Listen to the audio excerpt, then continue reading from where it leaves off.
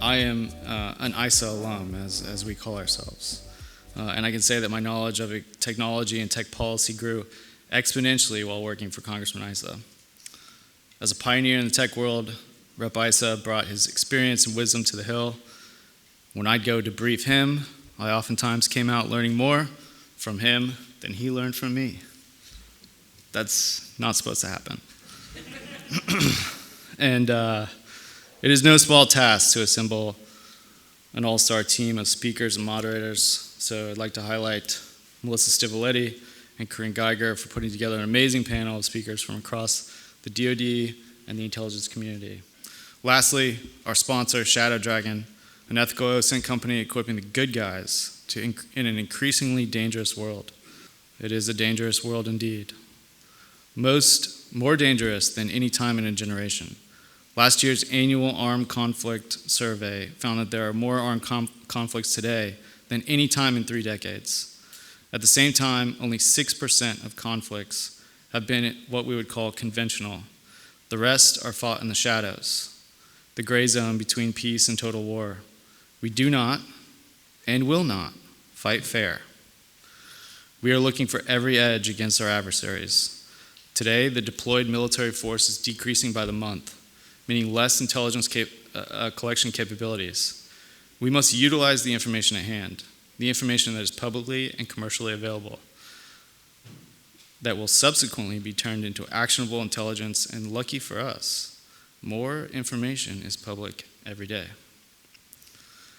Conflicts around the world are on full display, and it is apparent that exquisite systems are a fantastic deterrent, but cannot be relied upon without the proper supply chains built for war footing and the political will to deploy them. The gray zone is getting larger and encompasses civilian populations and militaries alike. Our adversaries are exploiting everything from open borders to open trade in an effort to subvert our way of life, turning our greatest strengths into our greatest weaknesses. Special Operations Forces, or SOF, is coming off a 20-year high of counterterrorism missions. But that doesn't mean we weren't competing just the same in those 20 years. We have not forgotten our unconventional approach. I think of the words from U.S. Army Special Operations Commander, Lieutenant General Jonathan Braga, that SOF can find and fix, but in today's great power competition, the finish may be the Treasury Department with sanctions, may be the Commerce Department with export controls. Special operators are purpose-built for the second Cold War we find ourselves in, and open source intelligence, or OSINT, is going to play an outsized role. As an intelligence discipline, OSINT is taking share from both signals intelligence and geospatial intelligence. You can argue with me about that later. With more commercially available data accessible through public means by private sector internet service providers or commercial satellite imagery, that means that more resources must be allocated towards OSINT capabilities, training, and personnel. At the same time, operational elements must utilize finished intelligence to degrade our adversaries. Geopolitics is not just for wonks and diplomats anymore. Reverberations of a chaotic withdrawal from Afghanistan, Russia's invasion of Ukraine, and increasing global terror attacks have thrown multinational companies and supply chains into danger. Every company and military unit must monitor publicly available information to mitigate risk and protect our people. In this ever-changing and increasingly dangerous world, it is imperative that we adapt swiftly and intelligently. The days of clear-cut battles and straightforward strategies are behind us. We are now navigating a complex, irregular environment where information is our most potent weapon. The rise of OSINT as a critical intelligence discipline underscores the need for vigilance, innovation, and collaboration across all sectors, military, governmental, and private. We must leverage every available resource to stay ahead of our adversaries. This includes investing in the training and capabilities of our intelligence personnel, enhancing our technological tools, and fostering partnerships that span across borders and industries. The stakes are higher than ever, and complacency is not an option. Let us remember that our strength lies not in our advanced weapon systems and technologies, but also in our resolve and unity. We must be proactive in identifying and mitigating threats, ensuring that our people, our values, and our way of life are protected. OSINT is but one tool in our box. As we wade through the Second Cold War, let us be relentless in our pursuit of intelligence and unwavering in our commitment to security. Thank you.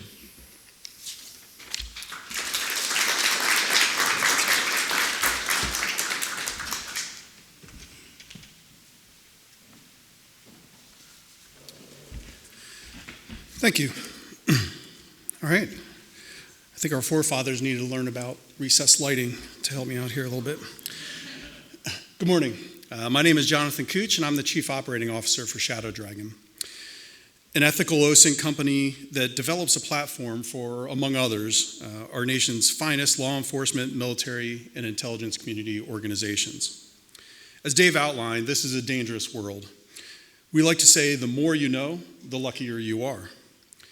With our OSINT platform, we pull from more than 225 publicly available sources to take investigations from weeks and months to minutes and hours.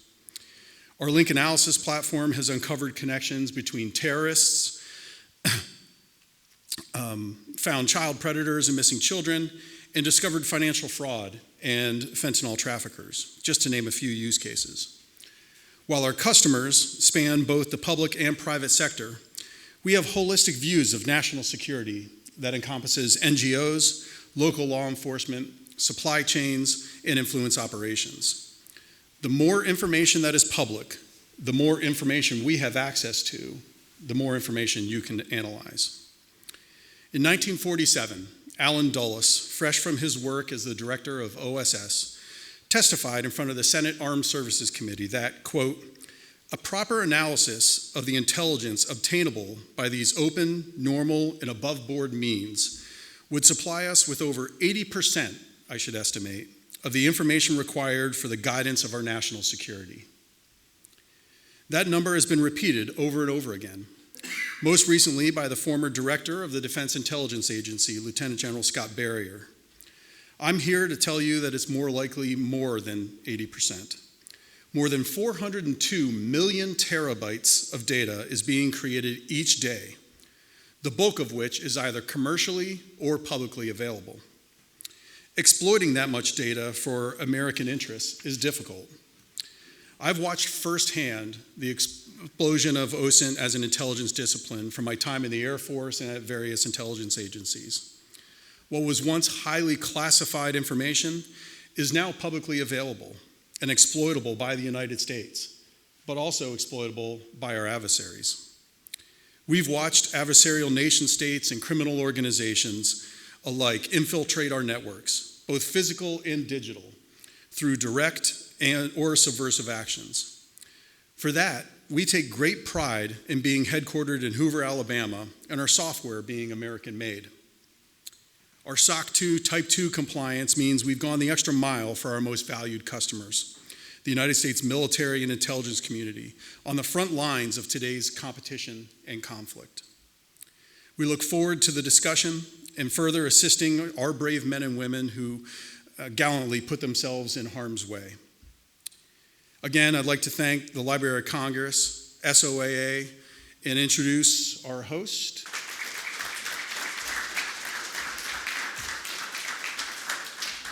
You can tell David and I worked together for a long time. He went, no, I'm not going to read that damn thing about America's biggest alarm company or some such crap. It's a technical term. You'll see it in AI, crap. It's an acronym, look it up. I'm pleased to be here again this year, but a lot has happened in a year. And I'll just give you sort of one of the examples where those of us who believe in open source, believe in the future of AI, also believe that we are living in an era of peril that we probably didn't plan. How many of you have looked at pixel technology and YouTube? How about pixel technology and TikTok? How many of you have TikTok on your phone?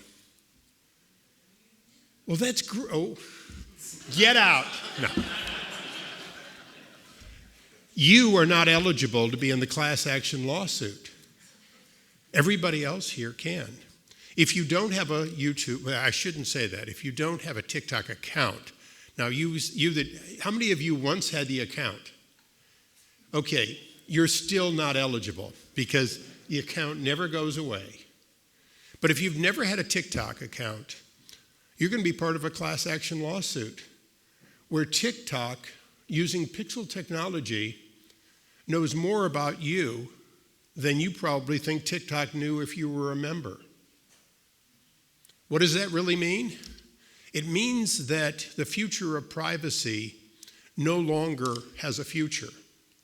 That the future of privacy will be, can we, in the foreseeable future, develop the tools that work against the tools that have completely eliminated what you used to perceive as your privacy? That's really what the challenge is for all those future unicorns, both profit and nonprofit. And now that we know nonprofit becomes profit, we'll just say profit. The reality is AI is going to have to solve the problem that advanced programs that seek to eliminate your privacy have now created. Now, I was very fortunate that I got to spend a week in Europe, and I met with all the oversight organizations you can name in 5 countries, 4 Europe and 1 Britain for those who are still angry about Brexit. And what I heard was Europe has passed a comprehensive AI law. Did you all know that? If one of you can tell me what it does, you're better than all the oversight organizations in Europe. Sure, they passed a law. They have no idea what the future of AI is. They know they're going to regulate it. They're probably going to keep Europe, once again, from having any real unicorns. That's not what we plan on doing here. And that's why I'm pleased to have you in a room that was designed and built for the purpose of members of Congress coming here to read. Now, most people know the room has been underutilized. Now, that wasn't supposed to be that funny, but it is.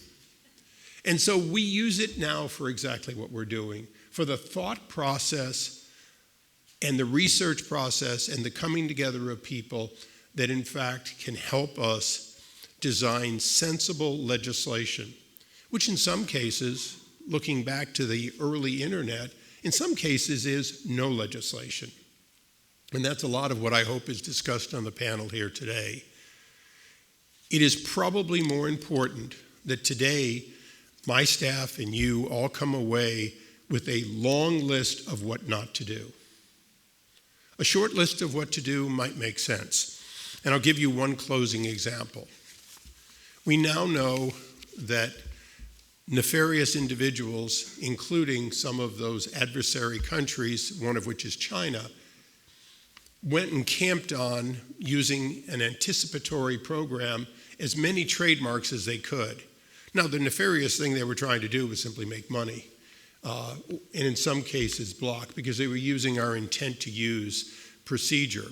The Patent and Trademark Office, recognizing this, actually pushed back on the US law firms that were submitting hundreds or thousands of trademark applications a day, none of which did the proponents really want to use. They simply wanted to have them when somebody else wanted them, and they get a year by doing that. Now that's pretty bold, but we know today the software exists to ingest everything that's going on in a given day, in a given week, in a given curriculum, let's just say biotech, and write real live patent claims that in fact, to any patent examiner, look like you've reduced to practice and discovered something. Once given, it will take massive amounts of dollars in legislation or in litigation to in fact substantiate that there was no real inventor, that it was simply a computer anticipating. But even if you were to do that, it doesn't mean that you would get a patent on the claim that you did where you actually reduced it to practice. Because disclosure invalidates an invention. So even if you go through all the litigation, I keep saying legislation because that's the topic. If you go through all the litigation, your prize may be nobody gets a patent on what you've invented, and what you've invented is now in the commonplace. So there's no question at all, my committee has an obligation to figure this out. To figure out in that and 100, maybe 1,000 other examples, how we're going to make sure that in the future, those who really invent, not those who, like Leonardo da Vinci, come up with a hypothetical that doesn't work, how we make sure they still get that protection that has led to the innovation that everyone in this room has enjoyed their entire lives, and for lives before your parents and grandparents. So I leave you with those thoughts, that your job is to tell us what not to do, but also to tell us how we're going to protect against nefarious activities. And we're looking to all of you to be part of that innovation. Thank you.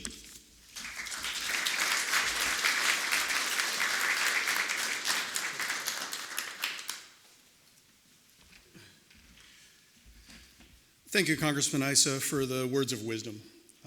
This next panel is not brought to you by ChatGPT.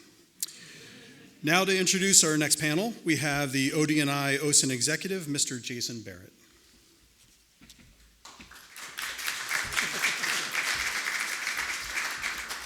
Thank you very much, and I will take very little time here. I was looking forward to just coming and being a spectator, but they asked me last second to introduce the panel of IC folks who are doing this, and I wanted to take a step back and also just acknowledge why we're all here. At least in the IC space, our goal is really figuring out long-term how to build an architecture that is driving mission success for our DoD partners. We want to be able to provide much more insight, much more rapidly, and be able to utilize the data that the Congressman was just talking about and that others have talked about. We want to be able to utilize that and deliver much more rapid insights than what is currently being done. And I think the way that technology is evolving, we're going to be able to do that. It's now a matter of us figuring out how do we put together data management programs that can acquire the data at reasonable cost, that benefits the taxpayers, but also delivers success for our mission partners much more rapidly. So with that, I'm really excited to sit here and listen to this. And first of all, I want to just say thank you to Melissa for organizing this and for the invitation to do this. Chip Usher is the Senior Director for Intelligence Programs at the Competitiveness Special Studies Project. He is a longtime IC officer who is now serving as a partner to many of us and a great thinker on the topics at hand. Layla Lewis is the Chief of Engagement at NGA for the Open Source Division, and Chris Thornlow is the Deputy Division Chief for Policy and Engagement at the Open Source Intelligence Center at DIA. He is also one of the Vice Chairs of the Defense Open Source Council. Corrine Geiger is one of my partners at ODNI. She is an Army G2 officer specializing in OSINT, on detail to ODNI as a senior advisor on OSINT for the DNI. And with that, I will turn it over to them and welcome them to the panel. Thank you. Well, welcome to the first panel today. So just very grateful that you've taken the time to step away and really take some time to think through how we are engaging and supporting the special operations community with open source intelligence. This is a topic that is near and dear to my heart, and I know it is to many of yours. So one of the first questions that you might have is, okay, we're going to talk about special forces. How come no one on the panel is representing the special operations community? Well, they're special operations, you know, and they are not always public, but we're not talking about them without them. So our panel today has been very closely coordinated with and informed by our special operations community who are here with us today. And so we thank you for making the trip and having the conversation and being here. We're really grateful for that. I am really excited to join this stage with this crew today. As the Director of Open Source Intelligence at Guidehouse, I have a unique opportunity to work across the IC and DoD with OSINTers and OSINT leaders. And that's something that is really a dream job for me, because I get to see the cool things that are happening across the community in a really neat way. And today we're going to touch base on a lot of those different areas. I would also encourage you, we're going to save some time at the end for questions. So if you have those note cards, please do write down your questions. If you would like, also add your contact information, because if we can't get to your questions, the panelists have generously agreed to follow up after the fact with sort of a follow-up. And part of that can be on the classified domain. So if you're in a scenario where you'd like to ask a question of the folks here, and maybe this isn't the right forum, we do have the opportunity to follow up. So just an encouraging note there on questions. So without further ado, I'm going to give each of our panelists just a brief moment to kind of talk through about what they are doing in the OSINT domain and a quick introduction, and then we'll get into some of the questions for today. So we'll just go left to right here and start with Corinne Geiger. Good morning. So as Jason mentioned, I am on a detail with ODNI. I come from the Army G2 staff, where I was overseeing from the G2 perspective what was going on with the OSINT program there at the time under General Laura Potter's guidance, now General Anthony Hale. A lot of focus there on policy and strategy, very similar stuff I'm doing at ODNI, policy, strategy, resourcing. I work closely with Jason and his team and staff at the OSINT executive. While our functions are distinct and separate, they often really kind of come to a point at a gray line and merge together in many ways. I have been a Department of the Army civilian for about 4 years now. I was a contractor prior to that. I worked at the G2 staff doing very similar functions. I spent a little bit of time with OUSD-INS and also some time at the Army Counterintelligence Coordinating Authority. Prior to that, I've served in the Army Reserve for almost 23 years. I'm a CI and human officer there. I've done a little bit of OSINT there, but I actually really got into open source intelligence investigating child crimes as a local police officer in Cobb County, Georgia. So, yeah, happy to be here. Thank you, Corinne. Chris? Good morning.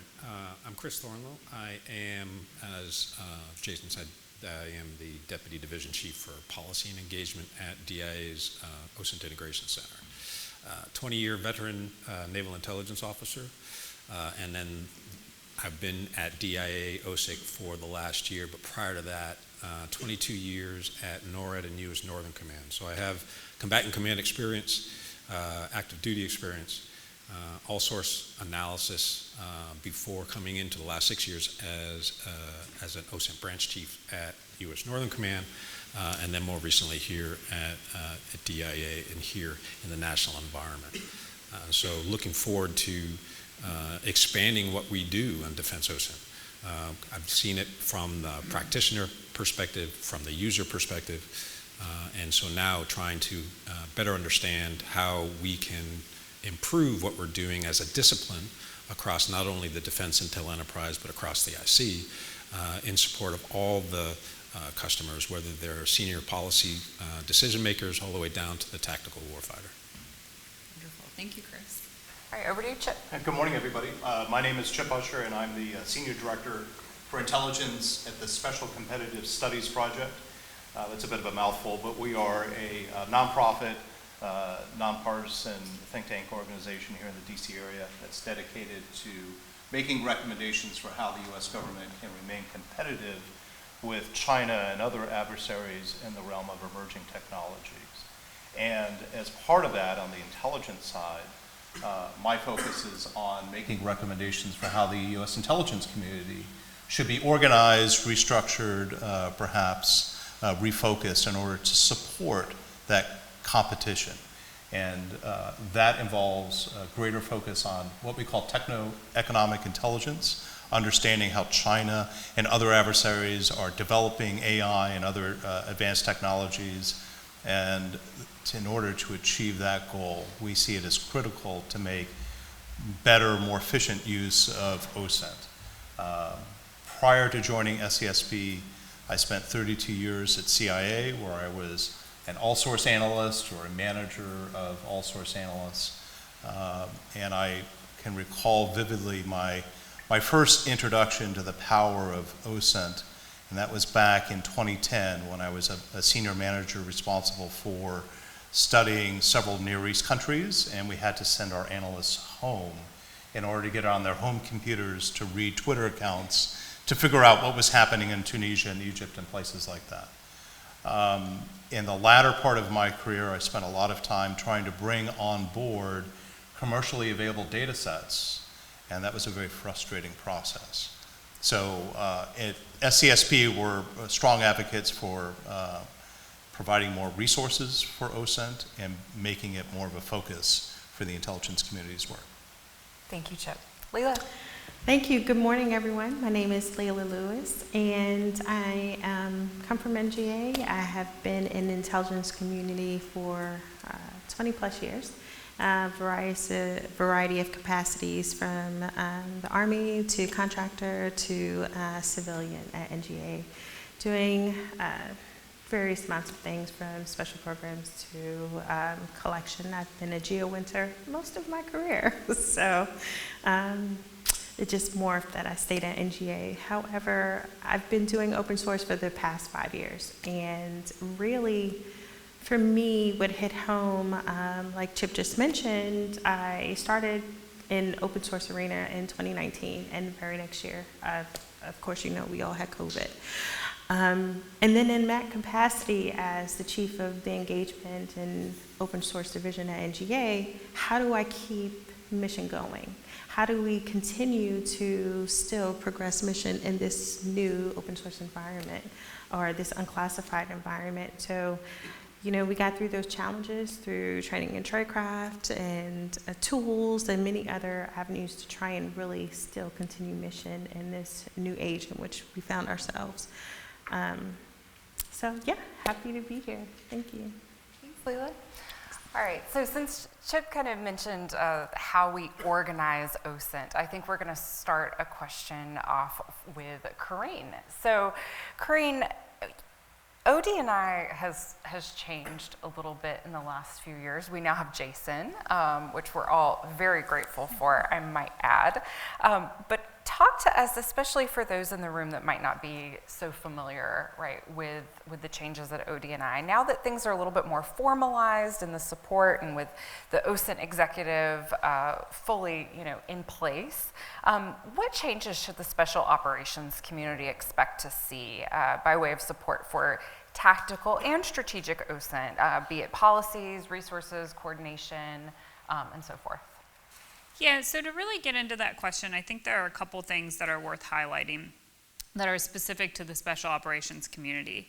And one of the things that's really important to recognize is that you all operate in a uniquely nuanced area.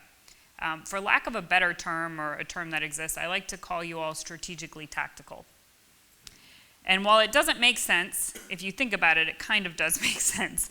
And it in a way, you know, you won't find anything else like the special operations community and how you all leverage intel across the IC. And in that sense, it presents a lot of challenges when you're relying on policies, resources, and coordination that's designed to support a broad enterprise. However, on the inverse, because you hit sort of all those mission sets, you're able to leverage all the different aspects that go on across the community. So it actually sort of positions you in a really good way as well. And I think the challenge with that is knowing how and where and under what authorities that you can leverage which opportunities within the letter of the law and proper intel oversight. You know, Jason and his office are working really closely with the functional manager and the DIAM, or the Defense Intelligence Enterprise Manager, that's Chris's team, to ensure those coordination efforts and future policies adequately represent tactical, operational, and strategic OSINT, which again kind of takes me back to that first point that everything you all do is a little unique to anywhere else in the community. And so I think part of that is making sure that you have a strong voice in the community. And you have opportunities to do that through the DOSC and through the NOSC, both through SOCOM and JSOC, or through your service if you're with one of the service component commands, and also through Jason and his office. As many of you are probably aware, the ODNI has also recently released a policy framework for commercially available information and the IC OSINT strategy. The emphasis in both of those documents is on collaboration and synchronization. And I think it's fair to assume that the strategic side of OSINT will always be represented within the IC, but what often gets lost to those of us who have been working sort of in that world of staff work for so long is the importance of support and impact to the warfighter. Over the last 2 years, I've seen a significant emphasis made toward intelligence professionals on the front lines to ensure that IC OSINT acquisitions, collection efforts, governance, and training will have more of a direct benefit to the warfighter. But again, I go back to that point that you all are not quite the traditional warfighter. Your mission, the way you leverage intelligence, is additionally unique. And I think there is where it's really important to make sure there's a good line of communication with both the DM and OSE as the OSINT functional manager, and then Jason in his office, because you're the only ones who really truly understand what you need. And you all are in a better position to action most of the intelligence.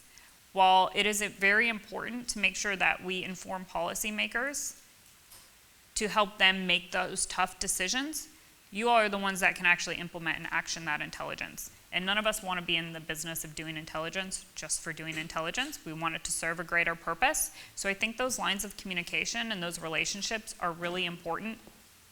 Before I came into this position, as some of the leadership changed over in OSE, one of the things I sort of challenged them with was to go out to the communities and actually visit and meet with you all and sort of sit next to you, because we don't know what we don't know. And if you have someone who's always grown up in a particular organization, they're not going to really understand the nuances that impact your community. So today I would challenge all of you to interact with some of the folks here from those organizations, make those contacts, and invite them out to see your operations and what you all do. So when they're informing policy and when they're drafting policy and acquisitions and other things, they sort of have a better idea of what you need to better enable your mission. Great. Thank you, Corrine. You know, Corrine mentioned the Defense Intelligence Enterprise Manager for OSINT, which is also a mouthful, so you're not alone. And, you know, who better to talk to us about that than Chris, especially, you know, in your role as one of the vice chairs of the Defense Open Source Council and in your position at the DIA OSINT Integration Center. Talk to us a little bit more about the role of Defense Intelligence Enterprise Manager for OSINT. How are you helping codify the discipline, and how will these efforts make it to impact the special operations community? Sure. So one of the most important things that we're trying to do is professionalize the intel discipline, this particular intel collection discipline. You know, you can say that OSINT is probably one of, if not the oldest, intel collection disciplines, but we are the least structured and formalized when you compare ourselves to the human community or the SIGINT community. So they've got a variety of many years head start on us. We don't have that formalized structure. So we need to professionalize this activity. And the two ways that we're doing that is, first and foremost, is to try to create a dedicated OSINT cadre, subject matter experts in understanding the information environment within which we are trying to collect information for both PAI and CAI. And understanding that professionalization, creating career tracks so that we have a dedicated group and cadre that the analysts can reach out and request information on. I was an all-source analyst for many years, and if I wanted SIGINT information, I'd go to the SIGINTer. If I wanted imagery information, I'd go to the imagery analysts. Same thing with the huminters. But there was nobody to go out to ask for open source intelligence. It was kind of like a side job for the analysts to go out on their own. We all have kind of grown up with the internet. In today's workforce, you know, it was around when they were born. And so they understand the environment, but they may not necessarily have the tools to be able to adequately exploit the environment, to be able to get the information that they're looking for. Plus, if they're all source analysts, their main job, what they were hired to do, is to can take all the sources. And so what we're trying to do is create that, you know, professionalized cadre to be able to collect that information, exploit it, and provide answering the requirements from not only the analysts, but from the policymakers and the senior decision makers, and in this context, the tactical operators, the information that they need to be able to do their job. So that includes the creation of dedicated tradecraft for exploiting the environment, understanding the environment, and sharing that broadly across the defense intel enterprise and the IC for that matter. It's also creating training tracks, basic advanced training, so that your cadre continually improves their knowledge on the environment and how to best get information from there, and create reports that would provide back to the analysts and the decision makers. And also to, you know, stay on top of the changing environment. You know, it's been said by a couple different people that there's an explosion of information out there. So the environment is changing rapidly. There's more social media applications, there's more data sets, there's more forums online that, you know, an individual that does it as a side job or as a side hustle is not going to have the opportunity or the ability to be able to get the most out of that environment. The second way that we're trying to professionalize the intel collection discipline is to create standards and guidance for the practitioners themselves. Is to kind of set up that, you know, left and right guidance to what can I do within the environment with an eye towards ensuring privacy and civil liberties are protected. And so that we need, you know, structured guidance. We're drafting guidance memoranda to be able to say, this is the environment you're working in and this is how you should be able to do it. And then from there you create policy. When you look at all the other intel collection disciplines, they're very much more structured and formalized. OSINT is not, because they haven't had that, you know, it's a federated approach, and we've all done things, I like to say variations off the same theme, but there's no, you know, structured guidance as to say this is what we can and can't do, and this is what we and how we should be doing it. So those are kind of the two large efforts that we're trying to do, again, focused around professionalization of the discipline itself, not only just for the defense intel enterprise, but also across the IC. So one of the things that I noticed about our crew today is we have a few young folks here that maybe haven't totally decided what path they're going forward. And so what I'm hearing from you is that this intelligence discipline is professionalizing and you should get in now. Yeah? So DIA in October 2019, not only did they stand up the OSINT Integration Center inside DIA, but they also created a career specialty for the OSINT officer. And so I'm actually a career development officer at DIA, and we've been building the cadre inside DIA for OSINT officers for the last 5 years. And so the growth is really, it's great. When you look across the services and you look across some of the other organizations, they're also looking at how do we make sure that we continue to grow the OSINT specialty, the OSINT activity, because of the changing nature of it and the need for having individuals that are trained with the specific tradecraft to be able to conduct this activity. Yeah, absolutely. Thank you, Chris. Sure. So I'm going to jump over to Leela next, just to get a little bit more fidelity on the National Geospatial Intelligence Agency and their role in the open source world, right? So, you know, with GeoInt being an independent sort of discipline all of itself, we in OSINT are frequently looking to GeoInt in the way that you're organized, right, to think about how we might organize as well. But there's also these organizations within NGA that help enable the federated INT as it is now and today. So I'd love to hear more about, you know, the open source community at NGA and what you all are doing, you know, the open source division that you're with, but also some of these other groups, right? There's Tearline, there's the Protected Internet Exchange, and so many other wonderful resources for the special operations community. So if you could just speak to that, that'd be awesome. Yeah, sure. So, like Melissa was just talking about, you know, for NGA, we have a few things within the open source arena in the OSINT field to kind of enable that mission, that research, and that work. And so there's a few things, you know, usually around the community you hear GOSA, right? What is this thing called GOSA? And really I like to think of it as a brand, right? Just like Pepsi or Coke, I usually go to the South and I say, can I have a Coke? And they ask what kind. It's pretty funny. However, it's kind of just like that, right? GOSA being a brand.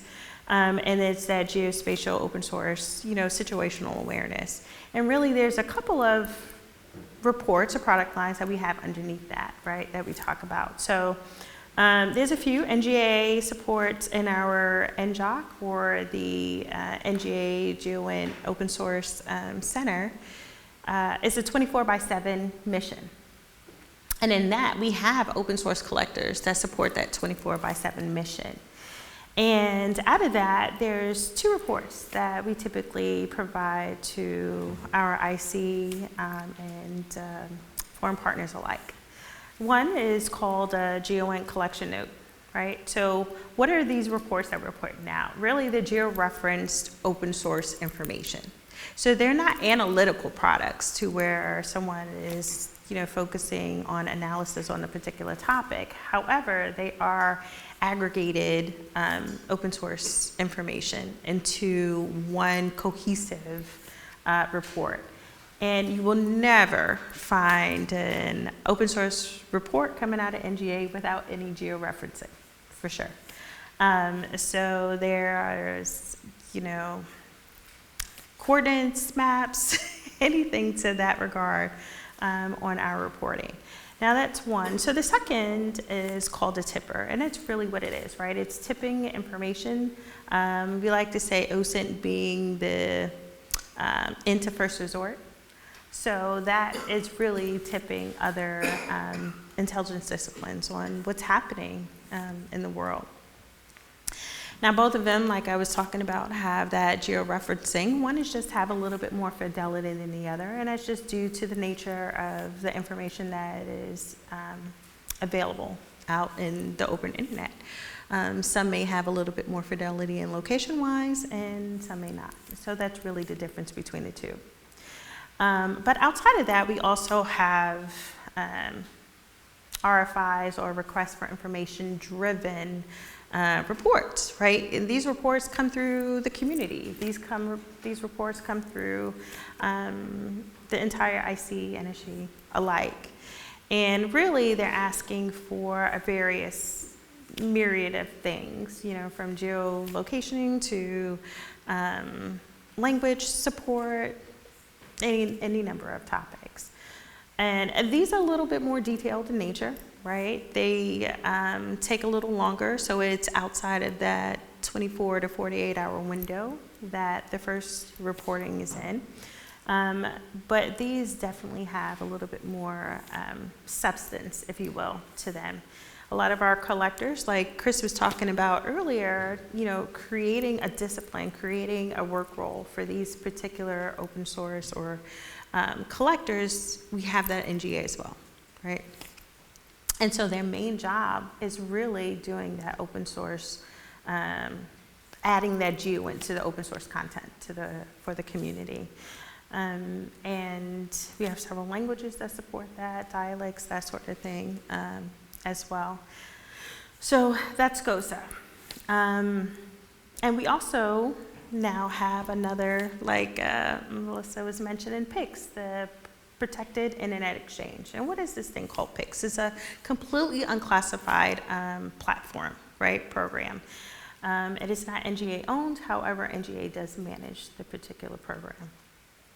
And with this, you know, you don't need a CAT card, which a lot of the DoD organizations have, and our other organizations don't, right? So you don't need that to get on.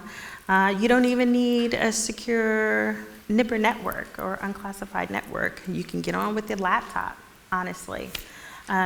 So when you sign up for an account, what you'll get is really need-to-know basis. So whatever your PKRs are or your credentials, then that's what you're able to see.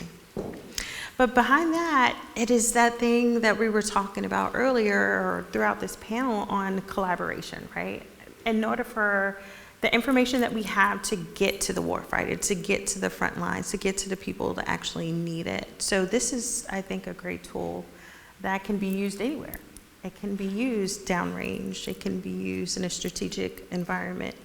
But it is a way that you can securely collaborate amongst the IC to get much needed research on your particular topic, or maybe add to your knowledge base or anything to that regard.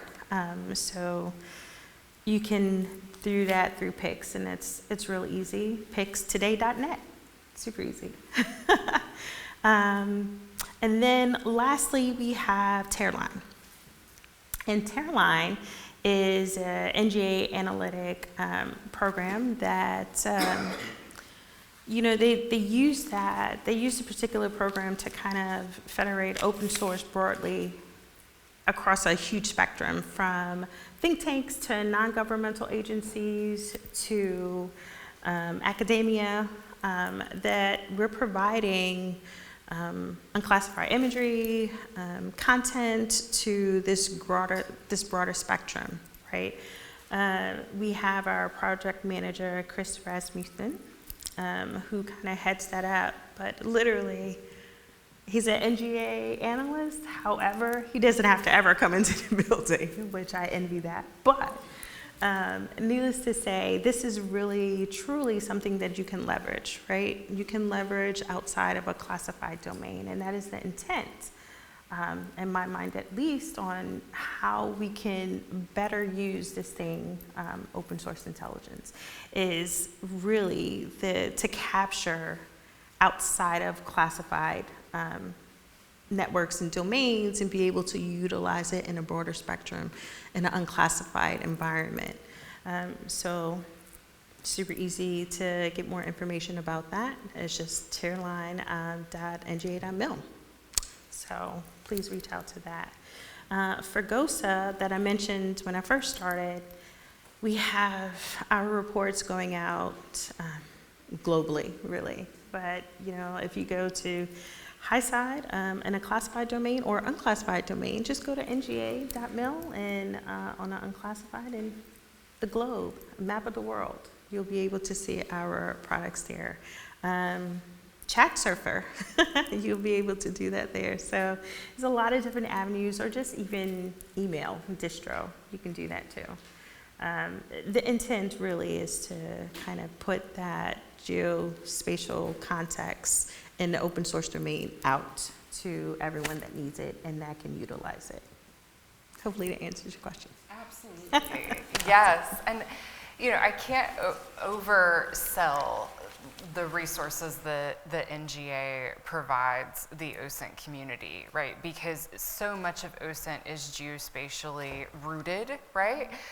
We think about a lot of our resources that are utilized every day by the special operations community, and you know what? They're not. I'm looking to some of you out there. You know, they're not necessarily in a SCIF able to access JWICs to get, you know, that creme de la creme, whatever map, you know, what have you. But they can easily leverage some of the resources that you've just highlighted, and those are so important for our operators who are out in the field and need sort of that tactical level OSINT. And we'll get in a little bit later to what those differences between tactical and strategic level open source are in a moment. But I really want to hear now from Chip.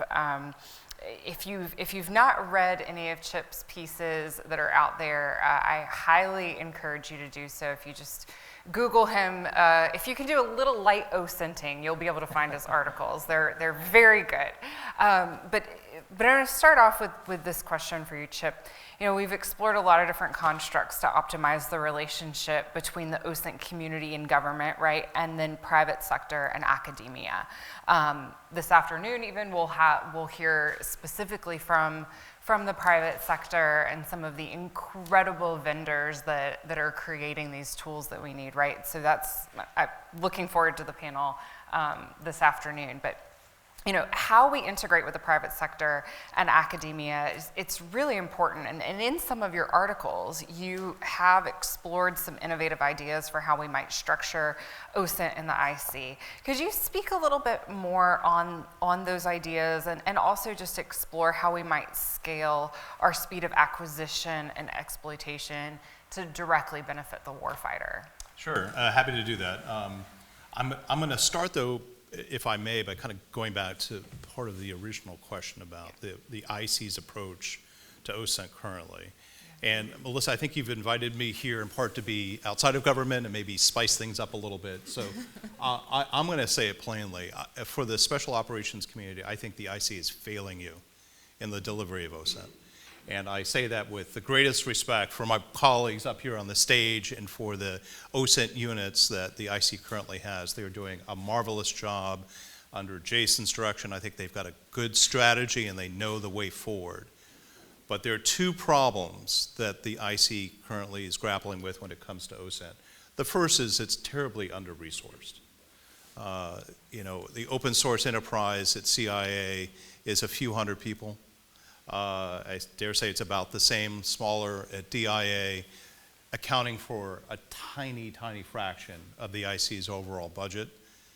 These organizations are similarly kind of downgraded in status. They are not at a directorate level. There certainly isn't an OSINT agency within the intelligence community. So getting a seat at the table to make critical decisions or participate in decisions about how resources are allocated or how particular intelligence challenges can be best addressed is a problem for our OSINT agencies right now, despite the fantastic leadership that we've got here on the stage. So that's problem number one. Problem number two, in my estimation, is the world of publicly available and commercially available data is exploding at such a fast rate that the IC simply isn't keeping pace. And I'm going to focus most particularly on commercially available information. I think the IC does a reasonably good job of collecting all the foreign media and publicly available information. But commercially available information is rapidly exploding. And there are a number of companies, Shadow Dragon among them, that are already showing the way about how entities that are interested in deriving actionable insights from this data can operate at scale and at speed. And the IC is simply kind of fumbling its way, in my estimation, to doing that right now. Part of the challenge is when you live on CIPRNet or JWICS, it's awfully difficult to know even what the heck is available out there. You have to live in the unclassified environment to understand it. And so we need to have our IC devote more resources and put these people in the unclassified internet arena where they can learn about what's happening, and they really got to face this marketplace to understand it in detail. And then they need to take advantage of the various analytic tools that are available, and there's going to be a revolution in that space with the advent now of artificial intelligence.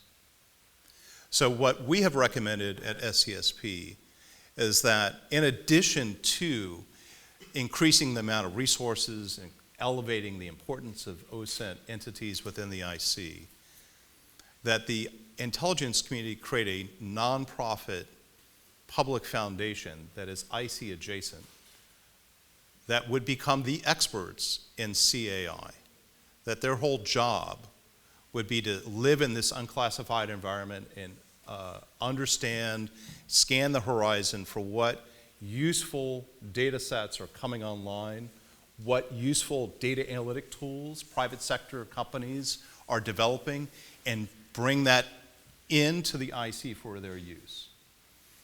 And one model for that would be a consortium where the IC, this entity, we call it OSINT, but you can give it other names if you want, kind of akin to the InQtel model, would enter into contractual relationships with some of these data providers or data analytic providers and bring them into a consortium and represent them to the IC. The advantages for the IC are several. For one, you've got now a set of experts in this space that are out continuously scanning at this dynamic market environment where companies rise, fall, new data sets come online and then are discarded. They're responsive to IC requirements, right? And then there's a cost advantage.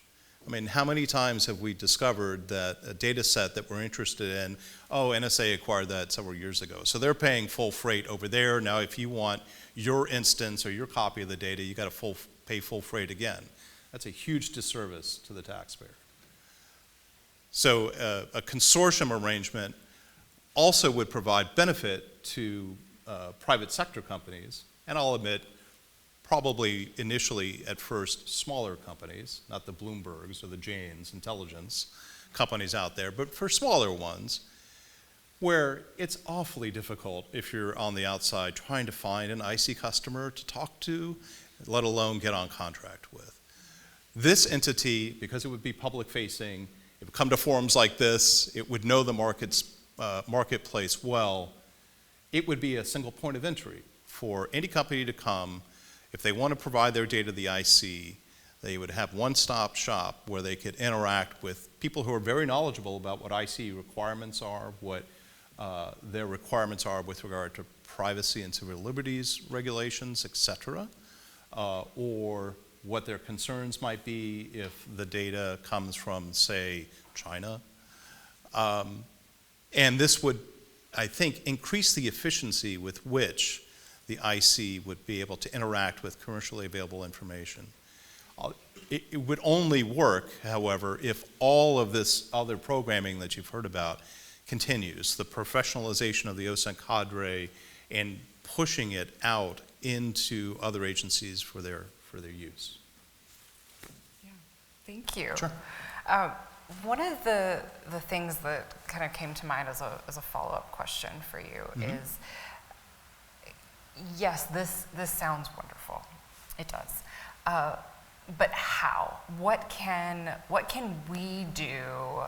And we're here in the Hill. The congressman was just here, and he said, what did he say? Non-profits become for-profits, something like that. So in this construct, right? Like, how can we move towards something that might work like that? And as members of the IC trying to work together, it's a coalition of the willing for now. What steps might need to be taken to get to something like that?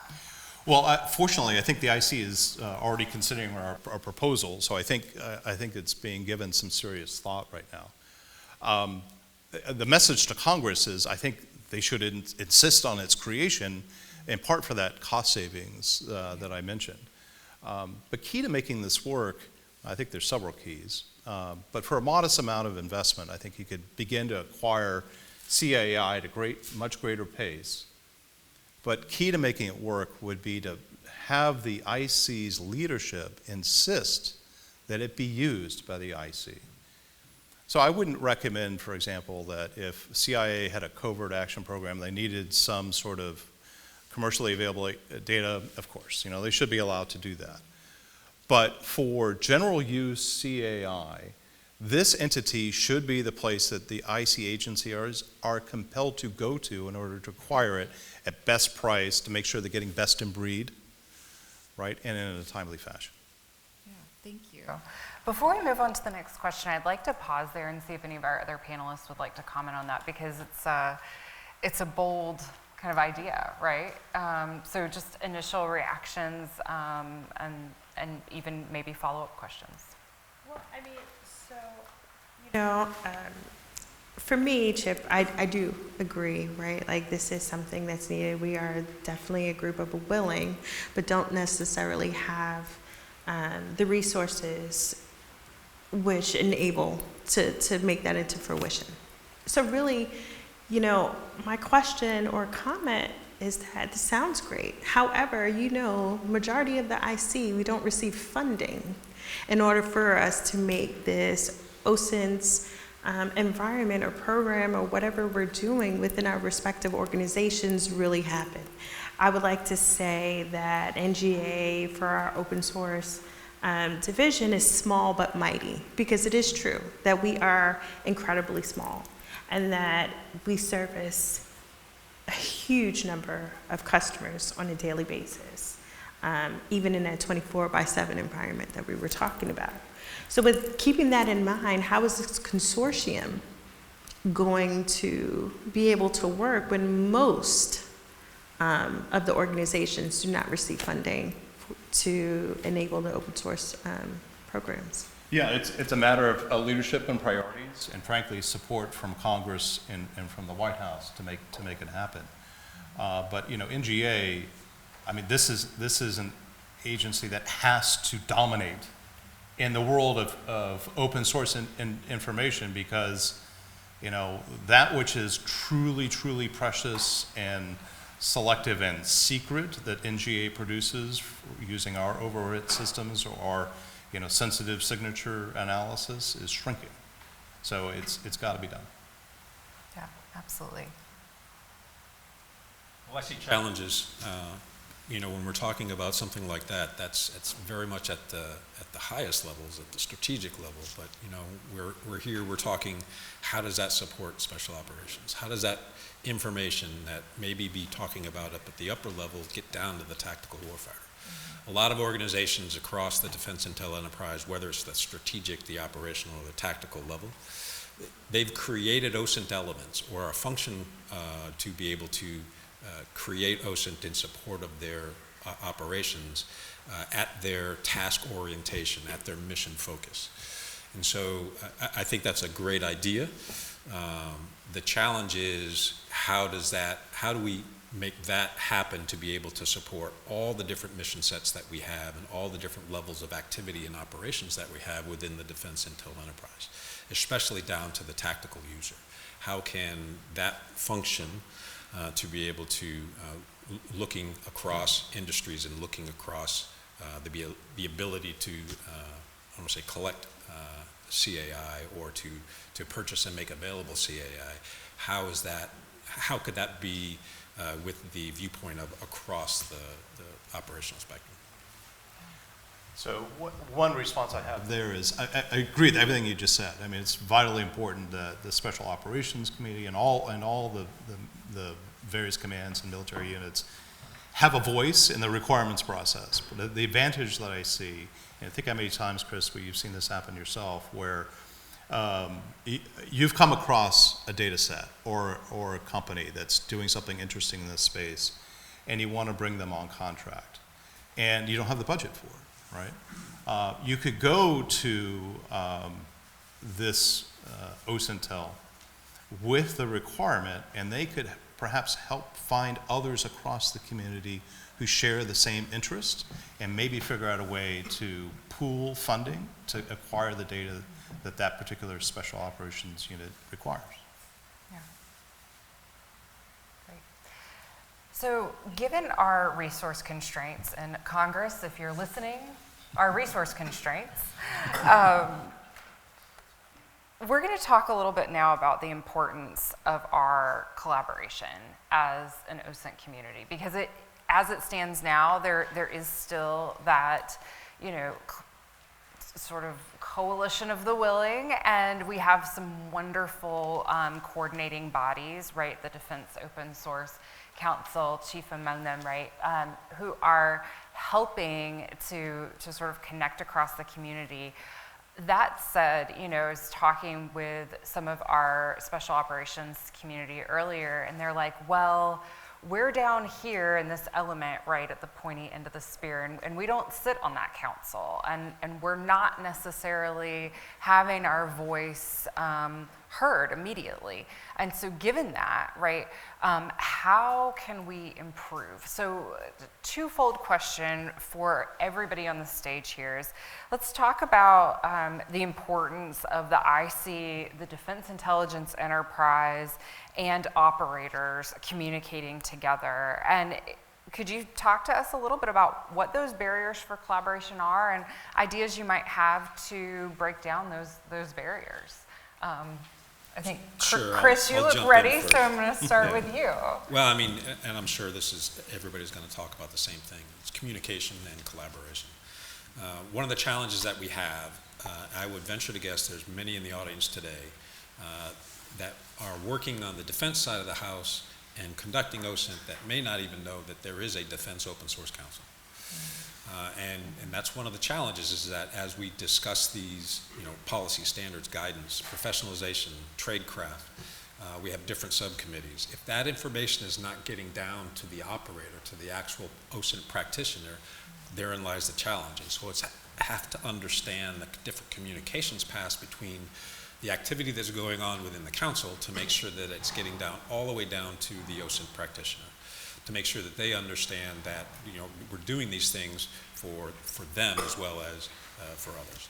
So it's a communication thing. And if you don't know who your connectedness to the DOSC representative for your organizations, and I highly suggest that you find that, and we on the upper side need to talk down to those representatives to say, hey, we're not doing this for our health, right? We're not going to create policy and throw it over the transom and hope that people follow it. We want to make sure that this fits exactly what the operators need, and for those individuals that are supporting those tactical operations. So we need to do a better job of making sure that those DOSC representatives are passing that information down. These are the deliberations, these are the activities, these are the tradecraft notes that can help standardize our approach to OSINT activities within the DIE. Yeah.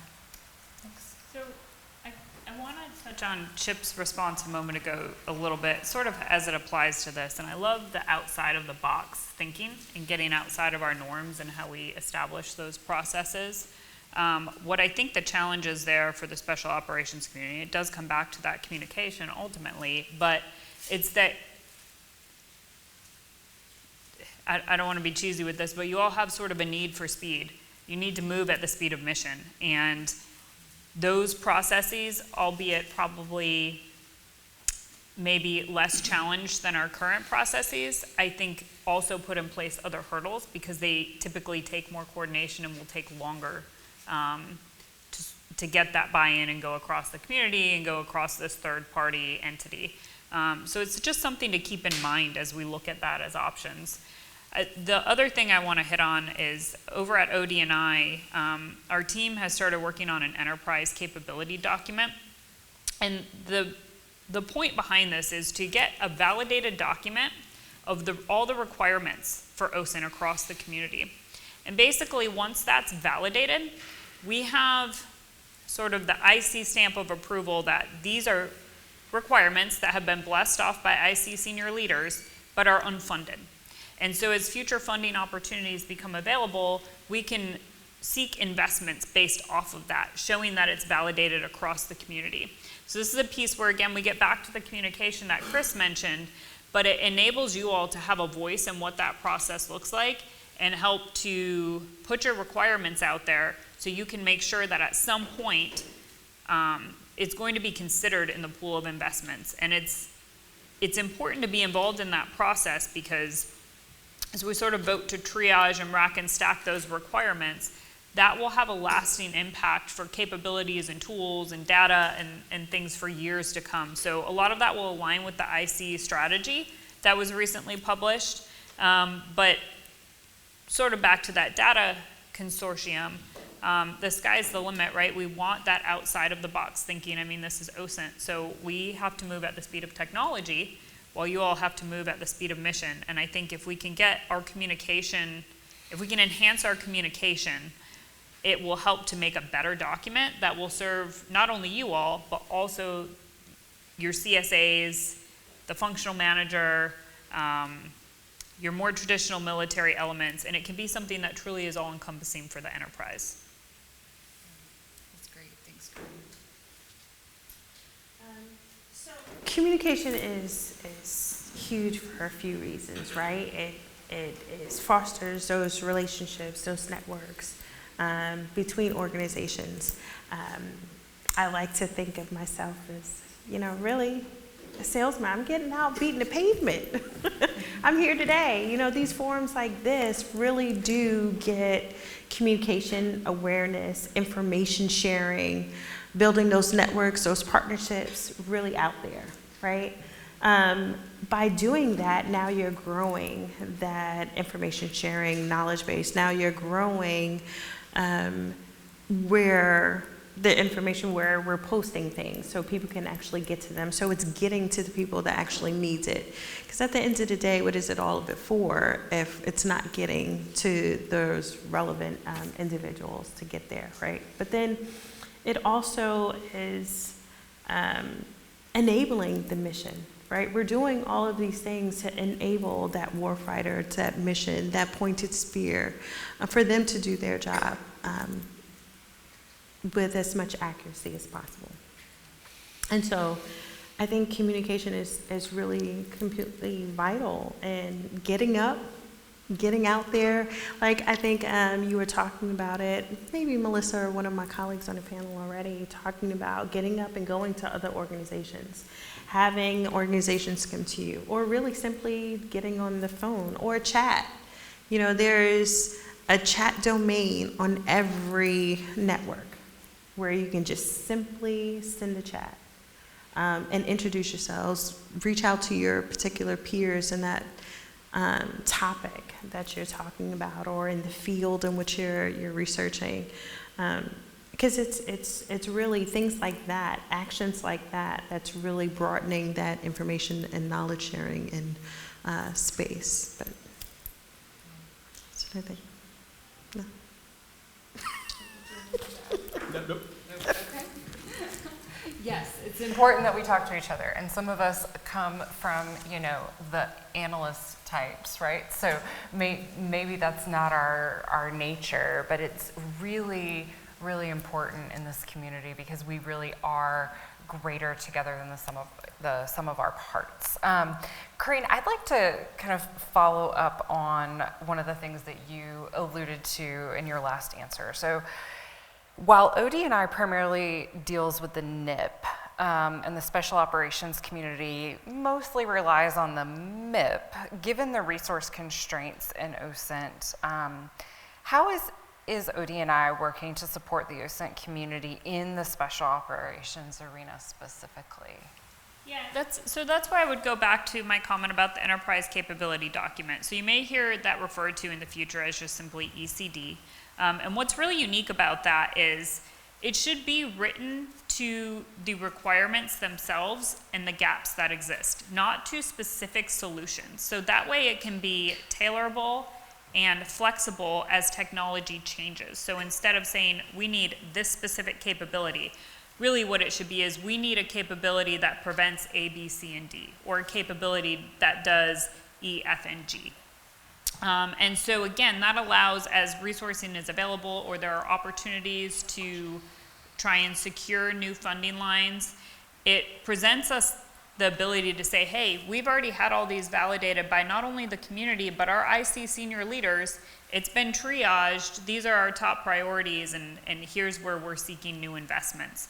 Now, from OD&I, of course, that would be focused on the National Intelligence Priorities, or NIP. But through the National Open Source Council, we also have OUSD-INS as an advisor to that, the committee, the National Open Source Committee. So they're also an advisor to the committee, and they represent the military intelligence priority side of the house, as does DIA's OSIC as the DM. They're sort of the MIP champion and NIP champion across the community, particularly when it's looking at OSINT for community endeavors. Another thing that they're doing, and I won't step on Chris's toes too much here, but they are building a TC-PED system for the IC. And I think that is a big part of the solution, to some of the communication issues, because it is sort of that one-stop shop where you can get your data, you can input your reports, you can gather your requirements, and you can work collaboratively in a specific space. So it eliminates some of the unknown unknowns. However, I would emphasize with that, or foot stomp with that, that never gets rid of the need to simply pick up a phone and call somebody or send an email or do some sort of follow-up. And I'm going to leave with one sort of example of why I think that's important. So I've been working in the Army staff for a long time as a contractor, now civilian, some time at INS, more strategic type levels, policy kind of stuff. And again, I'm also an Army reservist, so as I was finishing up my first sergeant time, I was within observer control training unit, and I'm out in the field. We're training or sort of doing a warfighter exercise for a National Guard infantry unit. And as I'm walking through, I got pulled aside to go help the S2 with their mission in the field because there were no intel individuals assigned to my unit. And so as we're working through that, and then I go back out into the field with our combat arms individuals to sort of watch and observe what my soldiers are doing, I'm sitting there seeing how they're using the scenario intel, and I'm just thinking, man, this is really what all my colleagues need to come out and do, and just sort of see that direct line of how that intel impacts the mission on the ground and is tied to an individual's life on the ground. And I think that's something you just forget about when you're writing policy, or you're trying to get some sort of intel into a presidential daily briefing or something like that. So I go back to sort of challenging all of you, to challenge all of your functional managers or enterprise managers to come out and meet with you and visit your areas and your shops and write, see, ride for a little bit and see exactly what you do and how you use that information. Mm-hmm. Yeah. So you are eager to go to Fayetteville? Sure. Okay. Let's do it. All right. That's what I heard. Okay. That's wonderful, though. I'm really grateful for that perspective, Corinne. So thank you. When we talk about the special operations community, right, and how they're relying on open source, there is this sort of differentiator between the tactical and the strategic. And this is something that here in Washington, we live in the land of strategic, and I think it's really important for us to take a pause and think about the tactical. And so I have a question for anyone here on the panel that wants to answer it. Sometimes we don't fully understand the difference, right, between tactical and strategic OSINT and their applications. So might you be willing to speak about how the two are interconnected, what the differences are, and how we might better enable the tactical? And not everybody all at once. I'll start. So in my mind, I see as the tactical, like Corinne was saying earlier, being that pointy spear, right? Being in the particular mission, be it ground, air, sea, what have you, but being that intimately in the mission space. However, the strategic part of it, being that big picture, being the huge enablers, being those individuals who's going to make the decisions off of what happens in that mission space. So really, they're interconnected by so many different facets, from one, creating that big picture on, okay, this is the way we're looking that we need to be, to the one actually performing that said mission. And then, relaying back on how did it go? What were the misfires, or what were the successes in that particular mission, so that cycle can continue with enabling the individuals to do that specific speared job space. Yeah.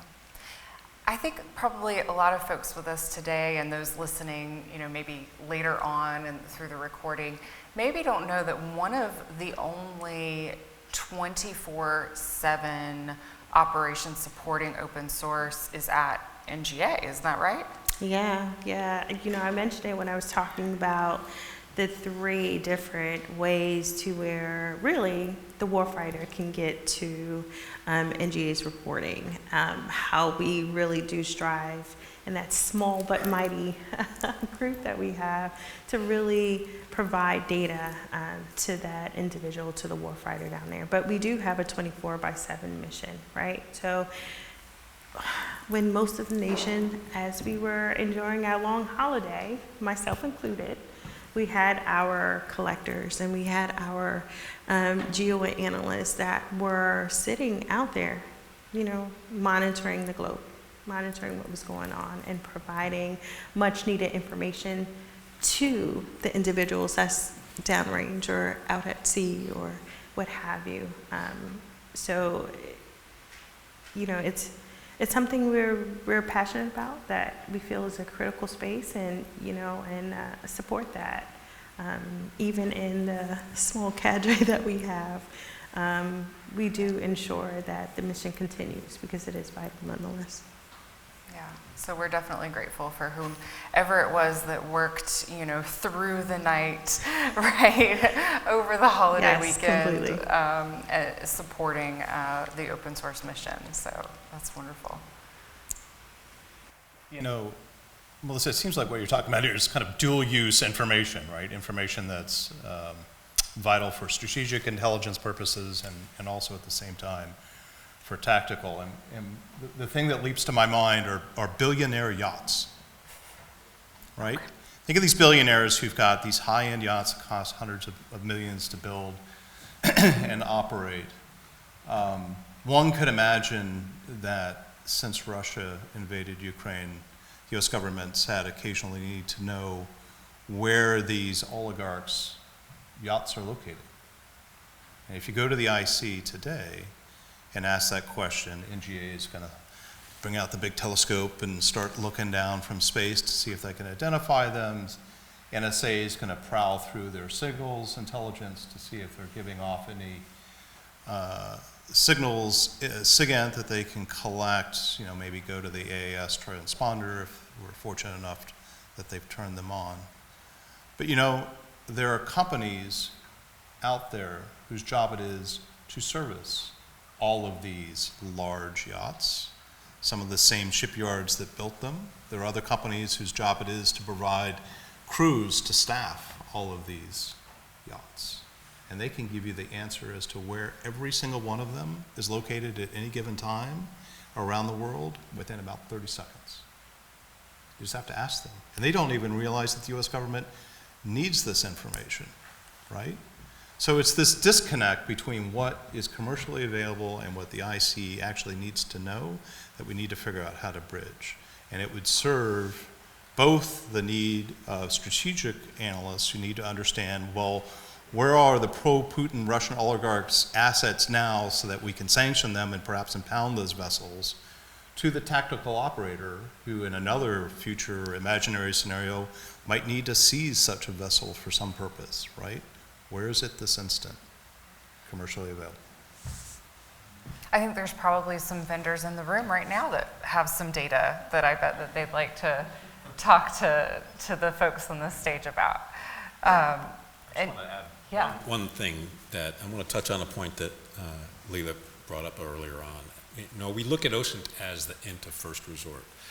In many circumstances, in today's environment, the first time that you're going to see an event happen or information about an event happen is somebody posting on social media, somebody there around the corner saying something just happened. And so you can take a look at it from a tactical OSINT perspective by saying, current intel, INW, an event's happening in this particular place, we need to find more information, right? So OSINT can be an enabler to tip other ints. But it also is the int that you want to continue to drill down on, because if there's one poster putting it on one particular social media application, and I don't have TikTok at all, you're going to be going across all the different social media applications, and where else is this being talked about? So OSINT used from a tactical INW perspective. Second way from a tactical use of OSINT perspective is for an operation that's going down right now. And so you're monitoring the social media environment within an area that you potentially might be doing an operation to see if your operation is, being seen or not. And so it can be used in a variety of different methodologies at the tactical level, not just the operational and strategic level, because you're using the open environment there to be able to support potential future operations. So we need to take a look at OSINT across all the different operational domains and the support it can give into all the different mission sets that we have. Yeah, absolutely. And one thing that you didn't include, when we were giving our introductions is the long history that you have at Northcom, right? Yeah. So that the time in the combatant command environment, seeing how OSINT was supporting, in real time, I'm sure you probably have plenty of examples of just what you've described. Sure, and well, the challenge with Northcom is we don't have any standing forces, but there is NORAD. It was a dual command. Yes. And so, yes, looking at the missions that NORAD is responsible for, it can support there. But one of the larger missions, one of the other missions, that Northcom has is defense support to civil authorities. And so reacting to and responding to natural disasters and how that kind of intelligence in support of the DISCA mission, in support of Northcom's ability to support response to those, definitely. Yeah. Yeah, so I think it's sort of cyclical, or at least it should be. I'm sure everyone here is familiar with the term that intel should feed operations and operations should feed intel and so on and so forth. I would add to that, good intel feeds operations, and operations, whether bad or good, should feed the intel cycle. However, I think it's sort of the same with tactical, operational, and strategic intel, in the sense that if we go back to Chris's example of NORAD, and we look at like some sort of domestic operation, it might be strategic that, hey, we see a hurricane coming in and we anticipate it's going to take out all of these towns and we need to start moving people here and there. But it's that operational piece and down to the tactical piece that really figures out, hey, when it comes in, it's going to come this way. So what's the best way to move through the village? How are we going to communicate with people? How are we going to get people out safely? Where are we going to shelter them at? How are we going to move in food? How are we going to send out warnings? That's the stuff that it has to feed itself. And if the three aren't working in unison and it's not communicating, or the communication is lacking, then we'll never be as good as we should be. And it goes the same for tactical, informing, strategic, because when you're out there and you're on the ground and you see like, hey, this road is closed down, like there's no way we're getting through to get the people out of there, so we need help figuring out a new route. That should route back up to the strategic side of the house so they can help apply different assets against that to figure out what some other options might be. That doesn't mean the tactical aspect doesn't still have a piece in that, but we have to inform those decision makers of where those hard stops are, or where new challenges are, so they can make better informed decisions against that as well. And I think we all should be interdependent. Yeah, absolutely. Thank you. So before we get to our audience questions, which I think Dave's got some gathered up there for me, I do want to just pop back over to Chip. When we're thinking about the Special Competitiveness, Studies project and what competition looks like, could you just talk to us a little bit about why OSINT is a critical part, and kind of elaborate a little bit more about what your group is doing and how all this sort of fits together? Thanks for the opportunity for some free advertisement. Yeah, well, thanks for your free service today. So at SESP, we're dedicated to the thesis that what will matter to the fate of nations over the next several decades will be how well they come to grips with, take advantageous use of, and outcompete other countries in the realm of emerging tech. AI is something on everybody's lips these days. Obviously, that's one area that we're focused on, but not alone. We're also focused on advanced manufacturing techniques, advanced energy generation techniques such as fusion, advanced networks, right, the 6G and beyond, to think about how those technologies are going to be developed and deployed. And OSINT is critical critical if the U.S. government's going to understand that environment. We have an intelligence community today that was forged in the Second World War, underwent several refinements over its 75-year history. Most recently, after 9/11, right? 3,000 plus Americans were killed, totally re-energized and galvanized the national security enterprise top to bottom. Everybody was focused on counterterrorism and counter-extremism. That was, depending on how you want to count it, 1 or 2 attacks. We are under attack now every single day, every single hour of every single day. It's just not always kinetic. But we're suffering numerous cyber attacks, ransomware attacks, disinformation attacks, right? And our intelligence community is somewhat well geared to gathering that information and understanding it. Our intelligence community has some capabilities that could tell you what China's next generation of advanced networks is going to look like and who's developing it and what its vulnerabilities are. But not as perfectly as I think decision makers today and increasingly in the future are going to demand. And I think with the rapid digitalization of the globe, including in China and our adversary countries, OSINT offers the best window of insight into that world. So that's why we're promoting it as an essential element for the IC going forward. Yeah, thank you.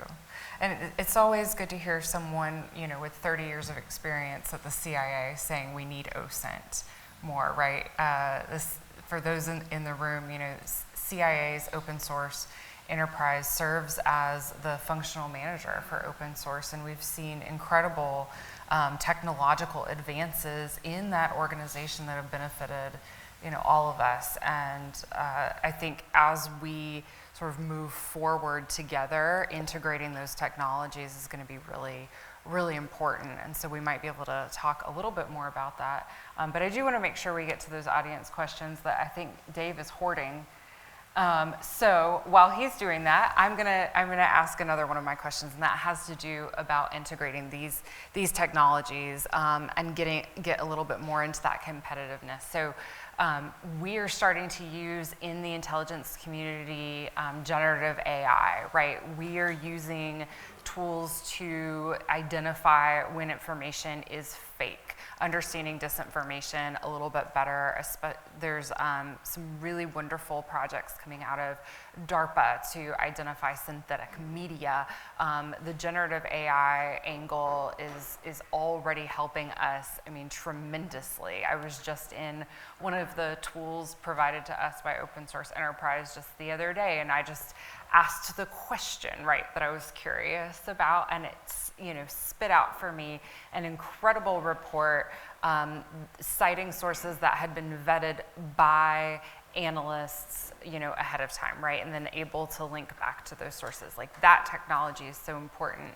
I know, Chris, you had mentioned briefly some of the technologies that DIA is spearheading, but would you like to kind of speak a little bit about the integration and then also the role of the new technologies coming forward? Sure. So one of the largest projects that DIA is working on is called Postman, Primary Open Source Oh, if you can do Tasking Management Aggregation Network. Nice. Postman, it's an acronym. I was joking about this with somebody, is that sometimes you just keep using an acronym over and over again and you forget what it actually stands for. But it is as Corrine kind of identified, it is the TCPED system that Defense OSINT has, or OSINT in general, has not had. To be able to go from requirements management, tasking of those requirements, collection, processing, exploitation, and dissemination.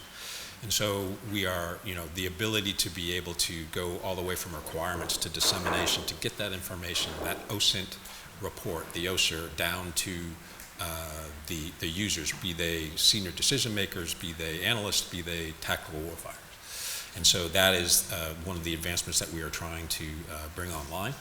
and we want to make sure that it's available across all the networks. It's going to take a little bit of time. It's a several-year project, but we're advancing on that. And again, it is something, kind of, I don't want to say revolutionary, but it's going to be foundational for the discipline that we can build off of. I have members of my team here that are tremendously helping me out, making me look good to my leadership. The business rules that we are building into this system represents what we actually do on a daily basis, so that we are representing those, not just the analyst side of the house, but the end user, all the way down to the tactical level. Absolutely. There's a lot of excitement about this, and for those of you, who want to know a little bit more, AFCEA's Signal magazine online did recently put out an article about Postman, and so you can really learn a lot more there about it. And the idea here is there's increased transparency in the public domain, right, which is where we are now. As part of that effort that, Leila, you mentioned, getting out there and making sure that we're communicating with each other and not having these sorts of silos of excellence. So it's really, really exciting. All right, so I think, Dave, you have some audience questions for me? Otherwise, I'm going to keep going because I could talk to this crew forever. All right. First question. We talk a lot about collaboration within the IC between the DoD, but publicly available information has a huge in that the Special Operations Forces collaborate more with foreign militaries and foreign governments. Foreign internal defense is one of the core missions of the Special Operations. So can you speak to how you're sharing information with our allies as a collaboration against our adversaries? Okay, since Dave isn't mic'd up, I'm just going to repeat a little bit of that. So the question is about our foreign allies and how we're working with them in the OSINT domain to combat our foreign adversaries.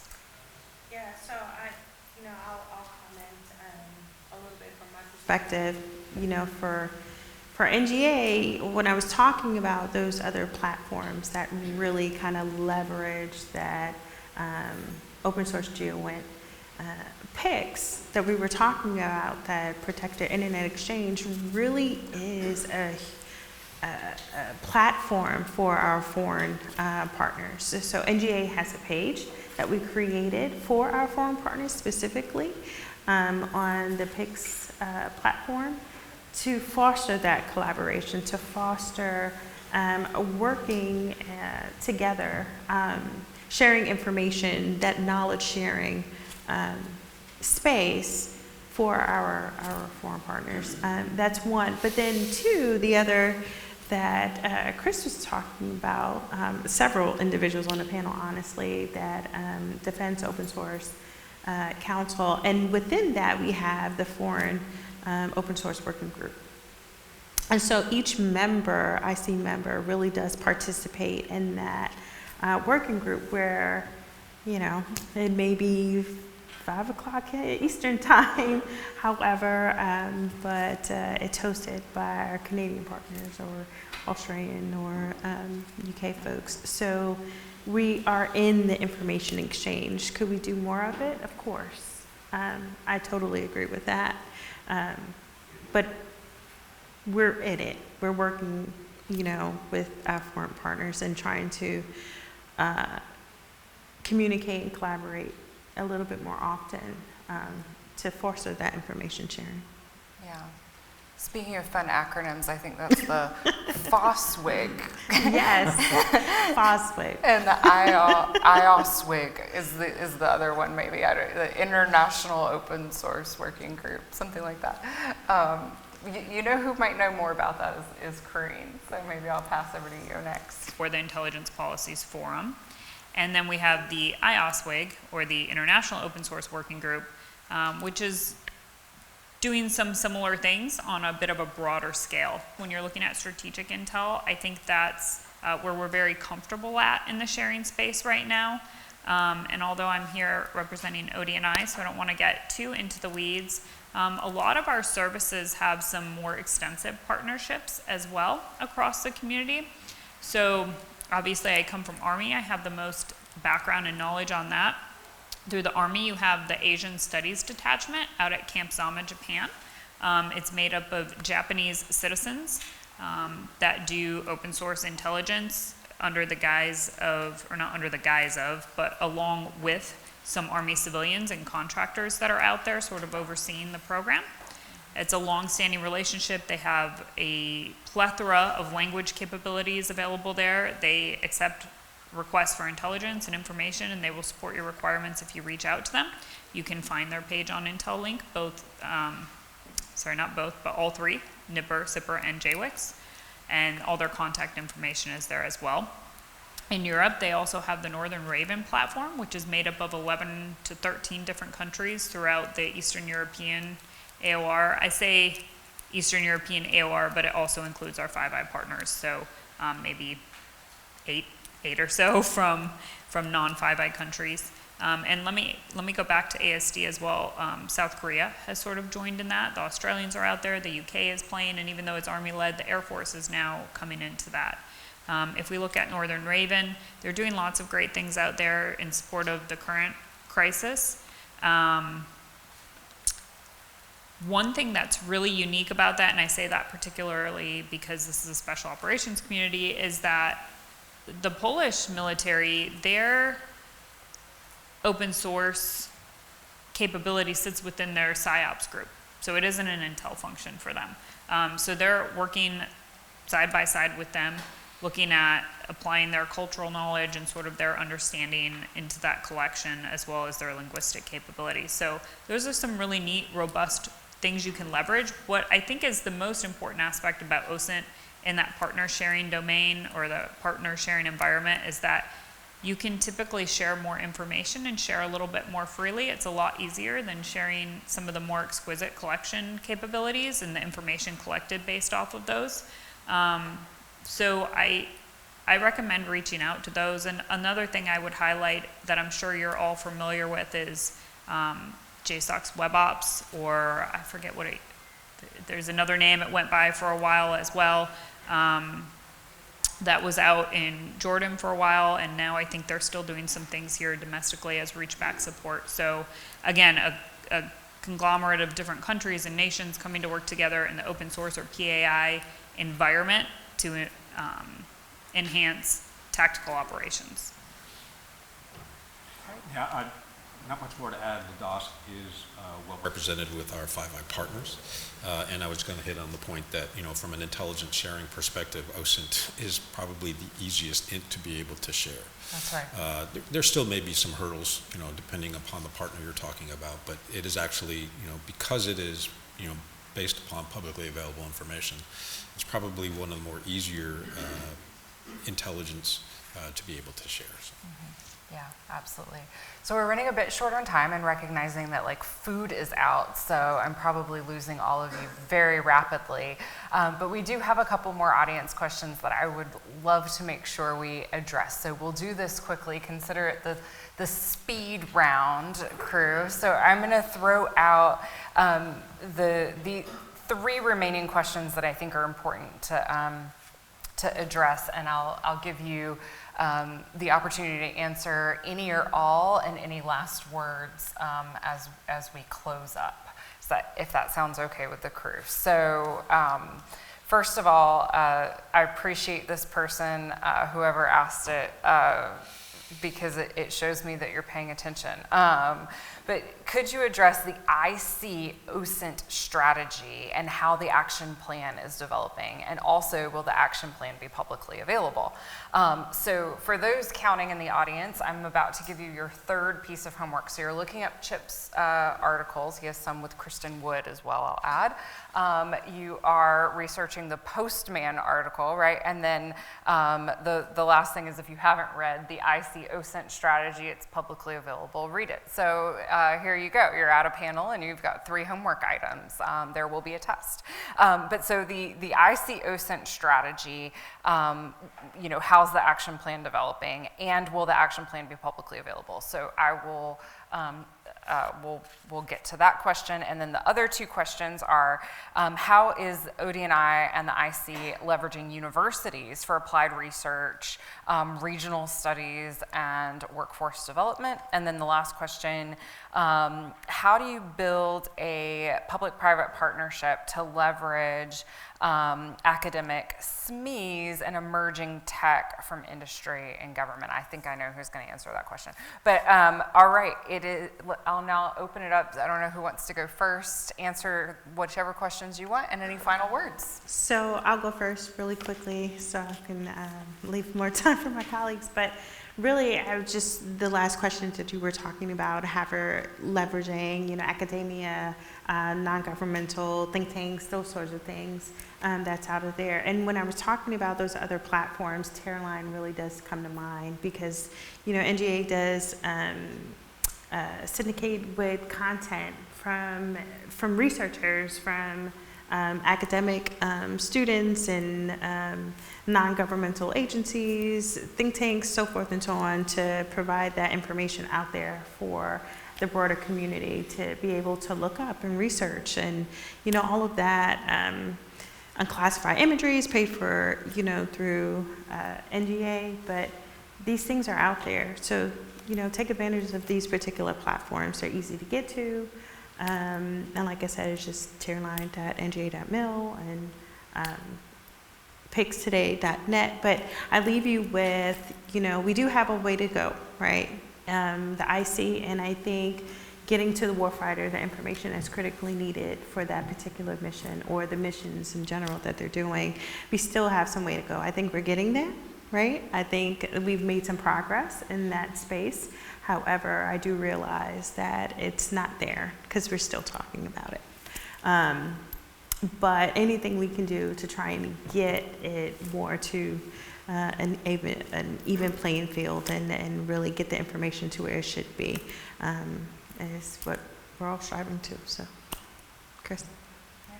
Yeah. Okay. Do you go? Should I go next? All right. Yeah, sure. I'll tackle the public-private partnership aspect of this. Let's start with kind of where we're at today. If you're a special operations officer in an African country doing foreign internal defense missions, you're trying to train your partner organization on how to do intelligence analysis, gather what data they have available so that it can improve your situational awareness to improve your operations. That's case 1. Case number 2.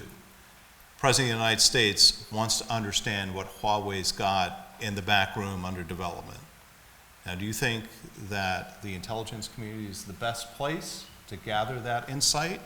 Or do you think it's NTT Docomo in Japan that might have the best source of information from their engineers who've operated in China for years as to what Chinese companies are actually doing? I would wager the latter. Right, so we need to have a public-private partnership that works for the IC in order to be able to get those insights from the African partner or from the Japanese telecoms firm, right? And so I think OSINTEL would provide a means to onboard their data, and depending on how you structured and purpose that organization, it could also get involved in doing some analytics. Right? What I've talked about so far is how you would acquire data, disseminate data across the IC, but the next step would be to actually do something with it, to analyze it. So one potential half step forward from where it starts might be to bring in some of those academic think tank experts on topics where the IC doesn't have a natural strength. We count on the IC to understand with exquisite detail what the DPRK's nuclear program looks like, right? But maybe if we're trying to understand telecoms in China, we need to bring in somebody from the private sector or from academia who would have that set of expertise and allow them to make use of this explosion of commercially available, openly available information to see what insights they develop. So that's one way that this partnership could work to IC advantage. Great. Thank you, Chip. Touch on the IC OSINT strategy question. So the strategy is out there in the public domain. If you go to the ODNI's public-facing website, you can absolutely pull the strategy down from that. As far as the action plan, I don't know if there is an intent to release that publicly.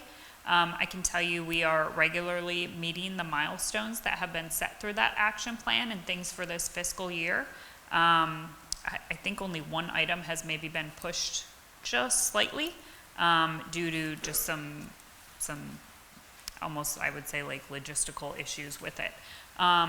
Whoever asked that question, if your information is on the card or if you want to get with me after, if you are on systems, whether unclassified or up on the high side, I would love to follow up with that in another forum where I think it might be a little bit more appropriate to get into some of those details.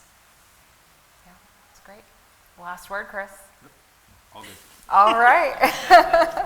Excellent. Well, I just am very, very honored to have been able to have such an amazing conversation with this incredible group of people in this beautiful room with just the amazing history. And so thank you for joining us. Please join me in thanking our panelists.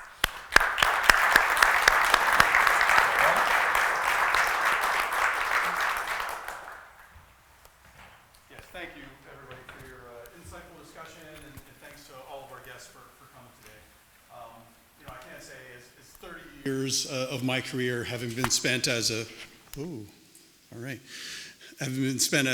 both a collector and a consumer of Intel, I can always say, the big thing you're driving for when the boots hit the ground, we used to call it the art of intelligence, ART, accuracy, relevance, and timeliness.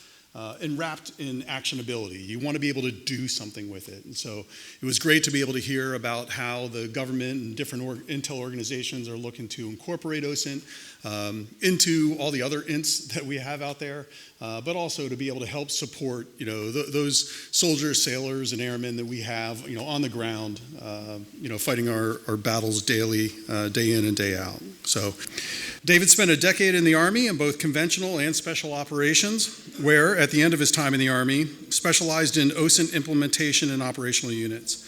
When he left the military, he spent time as a senior policy advisor for Congressman Issa, focused on technology and national security. In addition to running SOAA, David has spent the last several years focused on OSINT strategy and policy in the DoD, IC, and now the private sector. All right, nobody here has to deal with a public affairs office, so it's gonna get spicy. All right. So, from your right, my left, Daniel Clemens, CEO and founder of Shadow Dragon, ethical OSINT company. Joe Stradinger, CEO and founder of Edge Theory. This is news. He's coming out with narrative intelligence. It's a new int. You'll hear about it. Doug Livermore, VP of Operations at Hoplite Group, and Rob Hargis, who's got a long and illustrious history of intelligence officer in OSINT. So, you are all captains of the OSINT industry, but do very different things. Can you take a couple minutes and describe how you came to find OSINT and what each of your companies do?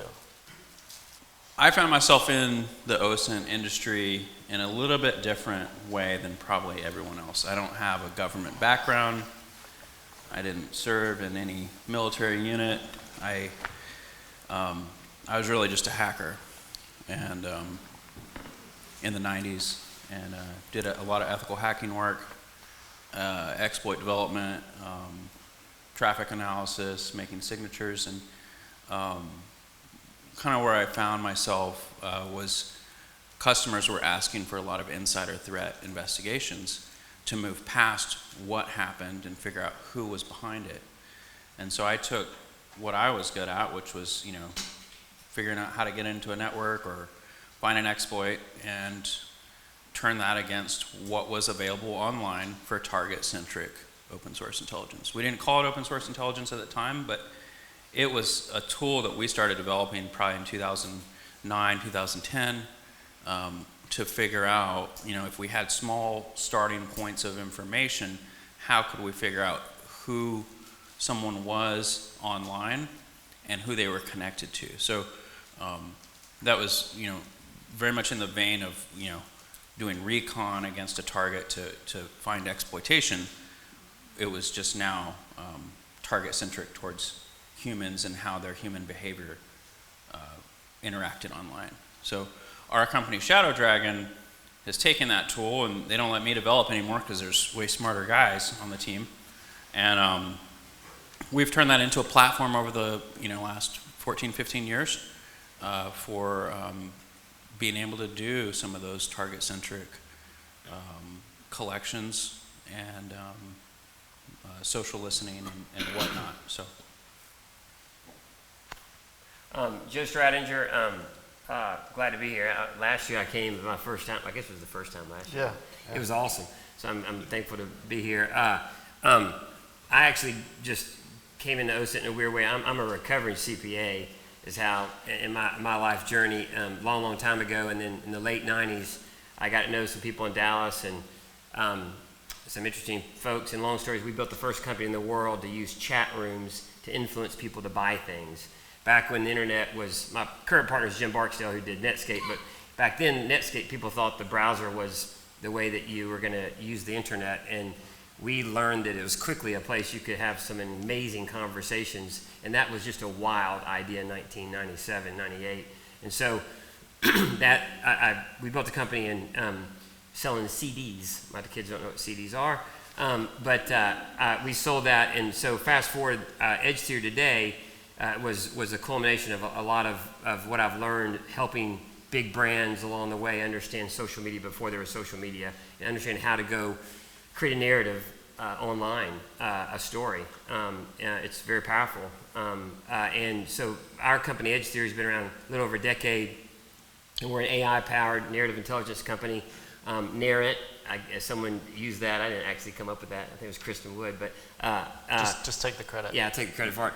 But we help organizations accelerate and optimize decision making. A lot of what the earlier panel talked about. For us, what I ultimately sell is decision advantage. Everybody has to make a decision. And how do you make a decision in a crazy, overwhelming information environment that's only getting crazier every day? And so decision advantage is ultimately what we sell. Our narrative intelligence, and narrative intelligence as we define it, is the study of how narratives start, spread, grow, and have impact. And they do lots of things. They have health outcomes, they win or lose wars, they win or lose elections, they win or lose business. And so we study that. We're very unique in the sense that we don't just use AI to understand like keyword detection. We go much deeper into ideas by using AI, but we show how narratives are causing tremendous impact. We're dual use. We work with the U.S. government and partnering allies on studying specifically foreign malign influence. That is sort of our specialty with that kind of Title X customer. We're very good at understanding those kinds of things. On the traditional side of business intelligence and Fortune 50 type companies, we help companies understand supply chain intelligence, right? How do I make a decision because a narrative could be in this part of the world where I have assets? And by understanding that narrative, I can make a better business decision. So we're very much helping people make decisions. And Joe, don't you have like the Narrative Intelligence Center that you started also? Yeah, so I don't know if we get that later.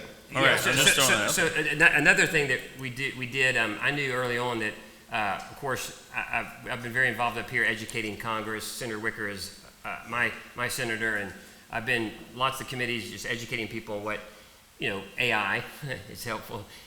Explain what AI is to people. But we saw very early on, back to what the whole panel earlier was saying, academia being extremely, very, very important. And so I set out a couple years ago, and we ended up with the support of our delegation and a lot of other delegations. We built the National Center for Narrative Intelligence at Ole Miss. People ask, why Ole Miss? But it really is it's the home of narratives. If you like literary, you like Faulkner. And so we now launched the National Center in February, had a tremendous range of IC and DoD folks come in. Some of my customers in the intelligence, in the DoD encouraged us that we needed academia for all the reasons someone said earlier. But it's gone way beyond Ole Miss. We have HBSUs, we have partnering universities all underneath Ole Miss. So we're really excited about how that can do things that the government can't do. And so actually I'm flying back home tomorrow to Oxford with our steering committee, which is a wide range of folks from FedExes of the world to healthcare to DoD to IC, and talking about what are the topics we want to really this narrative intelligence center to study. So. Love it. Well, I guess my story is going to be a lot less interesting. I actually do come from the DoD and the government side. Doug Livermore, Vice President of Operations at the Hoplite Group. I always like to use the analogy, sort of like the Bosley Hair Club for men. I'm not only a client, I'm also part of the leadership team. My journey into OSINT is actually very much tied to the company, the Hoplite Group. The Hoplite Group is a little bit different than what you've already heard about in the sense that we provide on-the-ground sentiment monitoring and target audience analysis using our local analyst networks, primarily in the Middle East, to support exclusively government customers. So how I came into OSINT, let's go back in time, way into the past to 2013. I was a young Special Forces officer with the 10th Special Forces Group on my first deployment at that time to Afghanistan. I had done Iraq a bunch of times, I'd done Africa a bunch of times, but I was coming into to Afghanistan for the first time, got on the ground in Kabul, was interested in getting after the development of networks to identify high-value targets, to go out and kill Taliban and Al-Qaeda and Haqqani networks and all the folks that we are familiar with who have spent a lot of time there. I was introduced to the CEO of the company, the Hoplite Group, which had started in 2011, which was responsible for a wide range of sentiment monitoring and what I guess you could broadly call OSINT-type activities in support of information operations and indications and warnings. Rather than me having to do a whole bunch of work on my own, which was my original thought when I got into country, everyone said, you got to talk to this company, talk to Yanni, the CEO, he'll take care of you. Next thing I know, my world got opened up to a whole new way of thinking about network development and what the benefits could potentially be.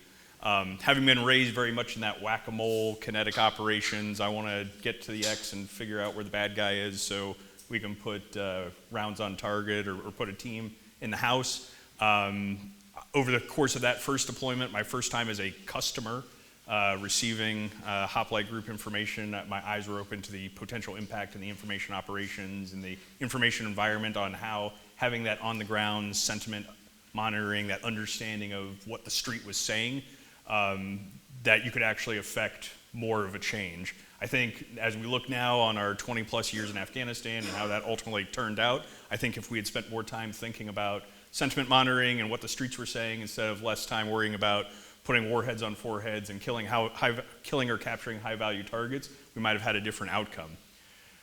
I left active duty after that deployment in 2014, spent a number of years working in the IC and OSD, spent time at the Office of Undersecretary of Defense for Intel and Security and their Sensitive Activities Division, over at SOLIC, Special Operations Low Intensity Conflict, in their sensitive activities space. But I also maintained my membership in the Army National Guard.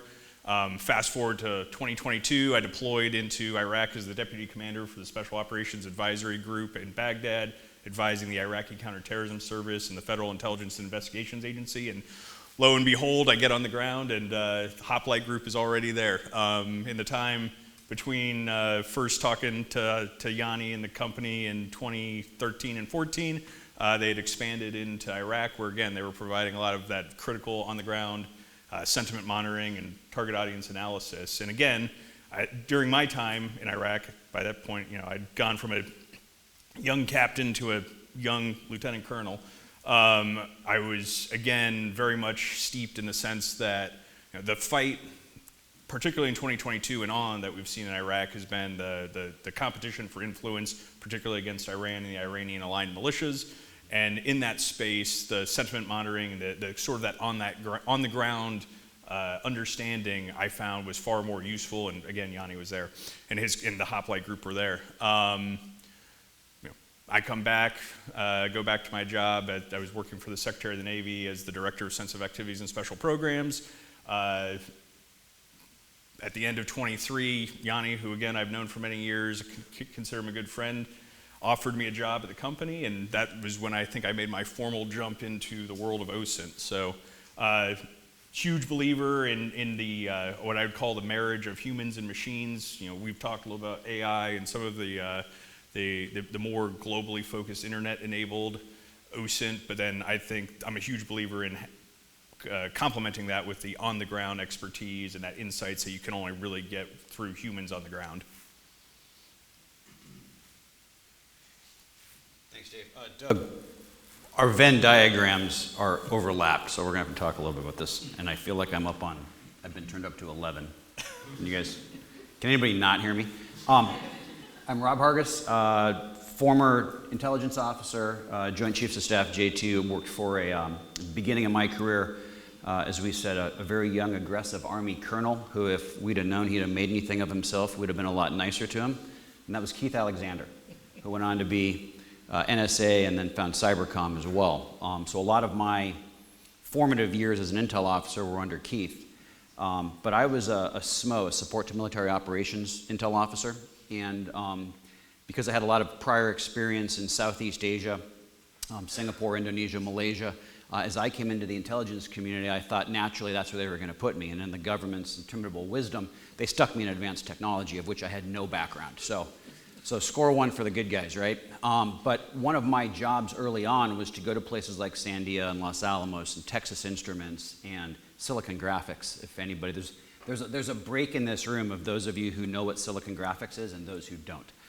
It's now the Google headquarters as their campus. So, but it was to identify emerging commercial opportunities that were close enough that we could field them into the operational forces quickly.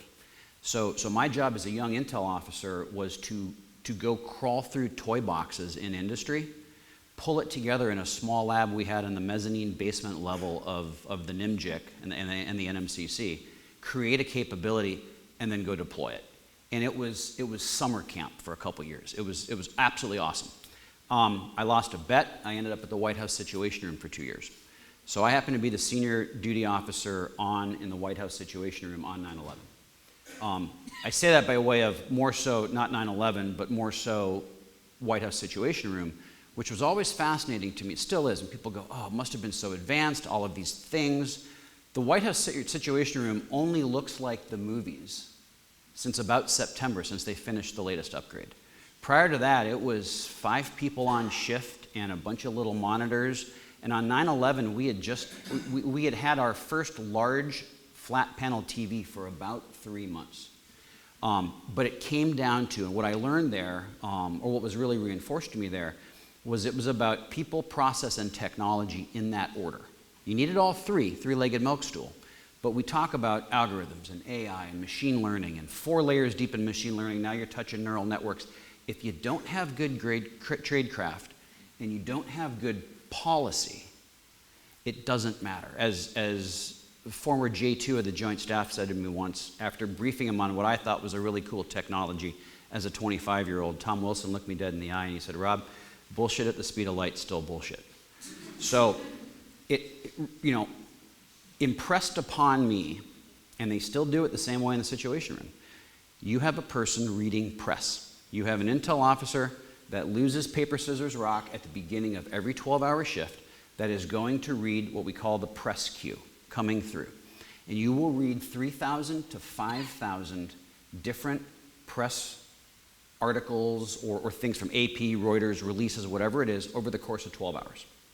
That is between 4 and 7 items a minute that a human set of eyeballs looks at and then does a distribution. And there's some tools now to help with those distributions, but the reason for that is understanding that at any given point, if David is one of our principals and he's got a particular meeting coming up that day or a particular interest in something, that I can not only distribute it to him electronically, but pick up a phone and say, that meeting you're about to walk into, this is breaking.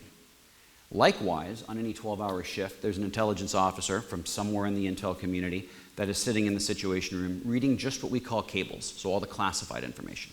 And those 2 duty officers together are identifying things that are going to get written on twice a day for the president and the rest of the National Security Council, handing them to a senior duty officer who's then going to take all of that information, synthesize it, and write a one-page paper or sheet on those updates, totally separate from the President's daily brief.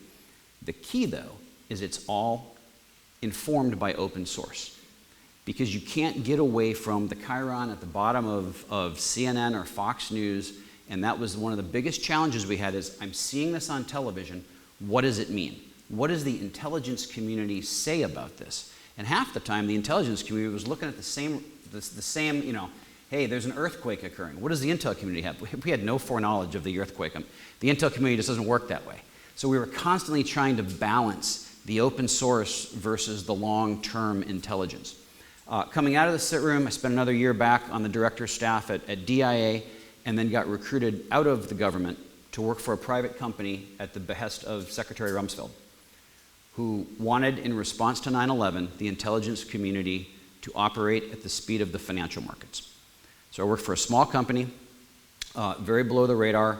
We built one of the first collection platforms, open source collection platforms, that married things with intelligence information. We built a real-time trading system for unclassified and classified information, set at the JWIX level. The older folks in here might know it as TAC, or Tripwire Analytic Capability, but that's a patent that a couple of us pulled together. It's still in use today in different names throughout the community, but what we realized very quickly was open source information was an excellent way to tip and queue and apply our limited intelligence resources to targeting, and here's where you are, targeting personalities, high-value targets. We would start with anything, with the fingerprint of a person, a relative's name, an account number, a mistress, an address, it didn't matter. And we could build those concentric circles out and provide them to the targeting cell down at Bragg, and off they would go. And we did that. We worked with FinCEN, we worked with Fino. Because we were Wall Street based, we had a lot of insight into Western Union traffic and the SWIFT networks. And that allowed us to help focus targeting, identify courier networks, and interdict, capture, or kill. Like you said, that was the unofficial direction we had, was to support those efforts. But it all came down oftentimes to using open source as tipping and queuing, or using open source to identify reflections of operations that were going on our behalf. Same thing. Is there a local reflection of what's going on right now? I know, David, you want a little bit of an origin story? That's my background. I've used open source for the last 10 years as a chief operating officer of a defense and aerospace company. We largely used open source over the course of 10 years to bring us from $300 million to about $960 million, was using open source information that was out there. Little different approach to it, but you can't take the intel officer out of the intel officer, so pleasure to be here. Yeah, maybe later we can share that playbook on how you got that Sure. from 300 to 900 million. But all right, well, geez, I feel very overmatched here in the middle. All right, guys. But okay, let's jump right into it. You heard the last panel. From Afghanistan withdrawal to Ukraine to Israel today, open source intelligence has been elevated among governments and militaries. It is the int of first resort. But there are more private sector interests and NGOs out there arguably doing the jobs of governments. So what do you think the role of the private sector should be in today's state-on-state competition? And I'll add this. What do you think your responsibility is in that role? This is for everyone.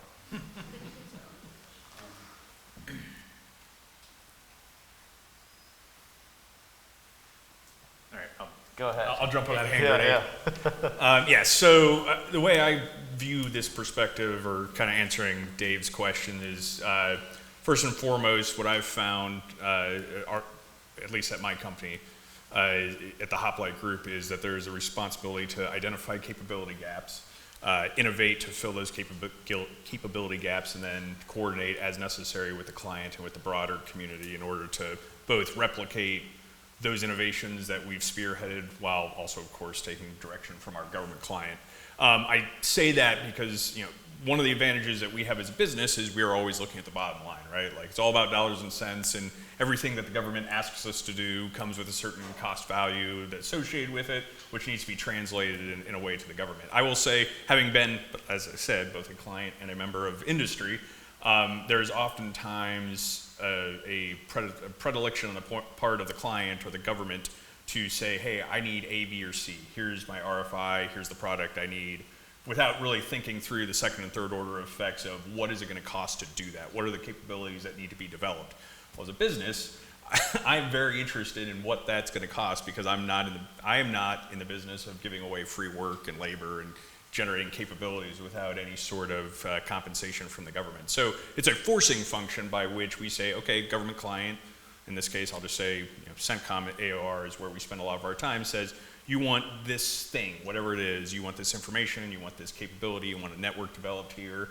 Okay, well, to accomplish whatever the requirement is that you've levied, you are missing A, B, or C for the capabilities to fulfill that. So I'm going to go forth as a good business and tell you what it is that would be required in order to meet that, to fill that capability gap, and that comes to the innovation piece. Like I said, at the end of the day, the government, I say this somewhat tongue-in-cheek, doesn't really necessarily know what they need, they just know what they want in terms of effects. So, so we've identified the capability gap, we've come up with the innovative solution, and again, it's, as we're a business, we're going to do it for the best return on investment, and then that's what we come back to fill the capability gap with this innovative approach. But then, of course, at the end of the day, since we are a company that's under a contract to the government, we're also going to have to coordinate. As we go off and fulfill the requirement that's been levied on us, it's a two-way street. One, obviously we want to, well, first we have to take direction from the government, but two, we also then have to deliver a product. But as part of that, that feedback loop, we are looking to make sure that whatever it is, whatever innovative solution that we've come to address the capability gap and fill that gap, is done so in a way that, well, the government now understands what's required to accomplish whatever the requirement was that they, or whatever the mission was that they levied on us. Now, from a business perspective, certainly now we have past performance, and we'd be certainly interested in doing that elsewhere around the world, but at least now the government has a better understanding of what's all required to do whatever it is to achieve the effect they were looking for. So I look at it as, you know, I'm sure different people in this room who have been on different sides of the equation could view the relationship differently. I like to think about it as complementary and symbiotic in the sense that, you know, we are translating a requirement from the customer, in this case the government, into a capability to fulfill it, but then doing so in a way that can be replicated both for our benefit and for the government's benefit elsewhere. And it's that symbiotic relationship, that cycle, that I think is really where you have that partnership, that public-private partnership come into its own and really advance the OSINT enterprise. So I'll throw a little hand grenade in here. I'm not a fan of the whole phrase public-private partnership because I'm a taxpayer, right? I'm already paying enough taxes, running a business, and then when people are like, hey, you know, like, we need to have more public-private partnerships because we can't do our job. Well, you know, like, it's not always incentivizing the business owner to bend over backwards for everything, right? But I am coming from a different perspective because not all of our businesses with the U.S. government. So some of the responsibilities I think we have comes down to a few really basic things, like one, your hiring policy. You know, who are you hiring? Where are they from? What are their life skills, and how does that translate into a business that is actually scalable and provides high quality, right? And mainly I say that because, like, most insider threats are the people you hire. So it's something you already control. Yep. And then the next thing is choosing who you're going to do business with, you know, and what your thesis is. Is it a race to the bottom for, you know, as much capital that you can, you know, raise in your company or money that you can make? Or are you discriminating against what countries and customers that can use the capabilities that you offer. So like we turn down a good amount of customers because of some of the discriminators we have in just our due diligence process. And I think that benefits not just the government, but the whole of what makes America a competitive force, right? So the government is our citizens as well, right? So, and how do we do that? Sometimes it's looking at certain inbounds. I would say probably 2 or 3 years ago, we had an influx of inbounds from an intelligence agency out of Myanmar. We don't do any business in Asia. We block all of China, I've trolled China for 20 years, and that was just like, wow, this is interesting. This is different. Why is this even happening? So we, used all of our tools to figure out what's going on here. And, before the coup in Myanmar happened, we were able to figure out, hey, there's certain things going on there. And on the public-private partnership, that's where we could go to some of our customers and say, hey, is there something weird going on? We don't know everything over there. But we're not going to do business with them because their use case was pretty weird, and the region was just out of scope for who we normally do business with. And so that kind of also like discriminating who our customers are and trying to use some discernment on, can our technology be a dual-use technology against our citizens or the government agencies that are within the United States? That's something that's very big mission focus for me, because I want our tools to be used by the right folks for the right reasons. Right. So. Yeah, I'd say, before, I mean, again, I don't come from a government background. I've worked with the government now I'm in my 5th year, and I love it, and I'm a patriot, and I want to help and do more. But I think before you get to requirements, there needs to be a huge education and workforce development on what I would call, in our trade craft, narrative. Right? I'm getting paid by Fortune 50 companies who are very out there to understand narrative intelligence that can impact every decision they make every day. So I think workforce development and training is critical, because what is a requirement if you don't even know you need a requirement? What is a requirement if you don't even know there's a cognitive war? I think Chip said this earlier. I mean, it's a lot easier to hack a mind than it is a machine, and I track that every day. And I see every second of the day, just stick with form, line, influence. They are hacking America and Grandma Betty and Joe every day, every second of the day. And I don't think until we understand the cognitive war that we're in, of which we have no arsenal, and our adversaries have a significant arsenal. Heck, they don't do public-private partnerships. They outsource everything to the private sector, disinformation as a service. And so I think I think as a whole, I don't know the answer, but it's a massive paradigm shift. Yeah. It's got to be a massive paradigm shift, and I think it starts with there is a serious cognitive war going on, right. And until we understand that, what's a requirement? I mean, I think in your case, there's clear requirements on the ground, like with SOCOM and stuff like that. But I'm talking about the big picture. A generational type. Right. Yeah. Okay. It's significant. Subverting our way of life, really. Well, I mean, I love Jim Barksdale. He's my partner. He's got the best Barksdaleisms. If you ever go look up Barksdaleisms, but one of the best Barksdaleism ever at Netscape was, when there's a battle between or fight between a bear and an alligator, the terrain determines who wins, right? Well, we don't even know what the terrain is. Yeah. We don't even know the terrain that we're fighting on, and so I think I get pretty passionate about. So I think we do know the terrain, though. I mean, this is terrain. The terrain. We don't know the war's happening. But influencing outcomes is the same as hacking. Hacking is, I've got data that's going to go into a program. The program's going to process it. It's going to give me an output. When there's no input validation on that data, and I can corrupt it, I can control the outcomes.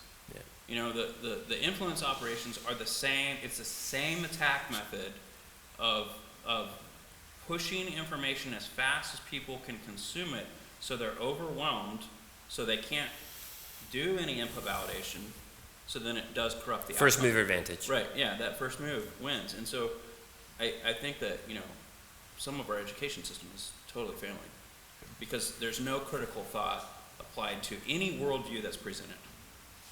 Kids can't break down what is that worldview in front of me right now. And so I would say that's the landscape. And then, you know, like when you look at like TikTok, like it's not necessarily a social media platform. It's like a general degrading of the collective IQ of the United States by lowering the attention span of everyone under the age of 30. To just, I mean, you can see it, you know. Okay. I'm just. No, I agree. So let me throw it over to Rob. Same question, but let's build on this. So if we can collect and look at the game and look at what the terrain is all day long, we can have all the open source intelligence in the world. What are we supposed to do with it? How do we action it? And that's where, you know, in the last panel, I thought about, you know, breaking down the wall between, in the DoD and the IC, there's operations and there's intelligence. And to one of the questions I thought of was at the speed, right? The speed of collection. How do you get that to the warfighter at the tactical edge? But, you know, my experience on the ground, if I couldn't get the right open source intelligence, I just went, you know what? We can do this ourselves and call it open source research. Mm-hmm. So what do you do with it? Yeah, well, there's a naval aviation saying, if you're not cheating, you're not trying. So I think even, so in the interest of inter-service, right, sitting with 2 Army up here, that's a great point. Like, I will find it myself and say it was open source research, right? It was collected from an open source perspective. Since we're talking a lot of special operations impact, right, and speed to bang, or how quickly you can get from X and off of it, or how fast you can get left of X in your analytics to determine how to avoid something like that, right, to move upstream, which is a lot of what we did when we built TAC. That TC-PED cycle that you mentioned, right, critical to us. We live or die by it, right? And we live or die by how good we are at each of, it's not just a cycle, right? It's a bunch of discrete elements and processes that have their own reliances, right? If you get one part of one of those, you know, letters wrong in the TC-PED cycle, the whole thing breaks, right? And then you're back to just accelerating error, which oftentimes, in the interest of speed, you'll make the same error several times before you realize something's broken, and nobody wants to go back and re-plow old ground, which is why I think the wisdom of people that are tenured in the community can say, slow down, pump the brakes, let's ensure that we're doing this properly. But at the same time, you've got to get steel on target quickly, or people get hurt, or we miss opportunities, right? How many times did we miss high-value targets because we were sitting there wringing our hands about, well, I'm not sure about the collateral damage aspect of this, that's a political decision, or I'm not sure if they're really there. And by the time you hit the door, by the time you've put air crews and ground crews in harm's way, how many times I sat at a facility to the south of DC and watched a raid on what was supposed to have been one of the Bergdahl sites while we were trying to rescue him back from the Taliban. Didn't necessarily want him to be rescued, but we missed him. We missed him by about 3 days, and I watched it all live, and you realize that it wasn't just a dry hole, it was risk to lives, right? And we've all got friends who didn't come back. You know, some were wearing bracelets with their names on them. So one of my personal goals and professional goals was how to be timely, accurate, and relevant. And I think you said ART, right? Accurate, relevant, accurate, relevant, and timely, right? Or we said, you know, timely, accurate, and contextual. And I don't think you can do it without a nod toward open source. And again, our ints, a lot of it is what you were talking about. It's in the information spaces, right? If I don't have a human source, maybe I've got some intercepts, or maybe I can jump inside some email servers, or maybe I can get inside some chat rooms and use that tipping and queuing to understand. We called it a lot of sentiment. I know, Jim, you guys are doing kind of that surface area, right? Of where did these sentiments come from? We weren't as sophisticated in our approach 20 years ago. But that was our instinct, right? And it was our instinct as well to determine, are the operations we're conducting being reflected? Are they effective? What do we see changing? I know we're not going to get into the offensive side of this, but the offensive side of this is fascinating. And there's no one up here talking about the offensive side. I will. Because we're not supposed to, right? But assessing that's really important, and taking those lessons and sharpening and building new tools in order to operate, that's the necessity we have, and it's the ingenuity in the application of that allows us to be successful. Now, both sides. You don't want everybody else to know you're successful, so what do? You bury it in a program. Yeah. And you work in that program for a while, and then you get moved to another program, and you go, hey, we're doing this over there too. So that's where your taxpayer dollars aren't necessarily efficient, but I'm not worried about efficiency of my taxpayer dollars when I'm talking about offensive and defensive I/O. I don't care. I'll spend the extra dollars to make sure that we're safe. But I will also tell you the shortcomings as an intelligence community. As we were doing the evacuation from Afghanistan, I had hundreds of people on the ground at the the last guys there at the airport. All the air traffic controllers were my guys. All the fire, crash, and rescue guys there were my guys, and a number of other folks. We were asked, can you effect an evacuation for about 5,000 special Afghans, separate from the 125 the government takes credit for? 125,000. We, through open source collection, identified an airfield just across a neighboring border. We used Maxar and everybody else to determine the terrain. We ordered as many possible civilian-grade tents as we could from Dubai before we could get our Alaska structures there. Remember, we're in the middle of COVID. And we set up a refugee camp for about 5,000 people. We processed 12,000 through it in about 12 days.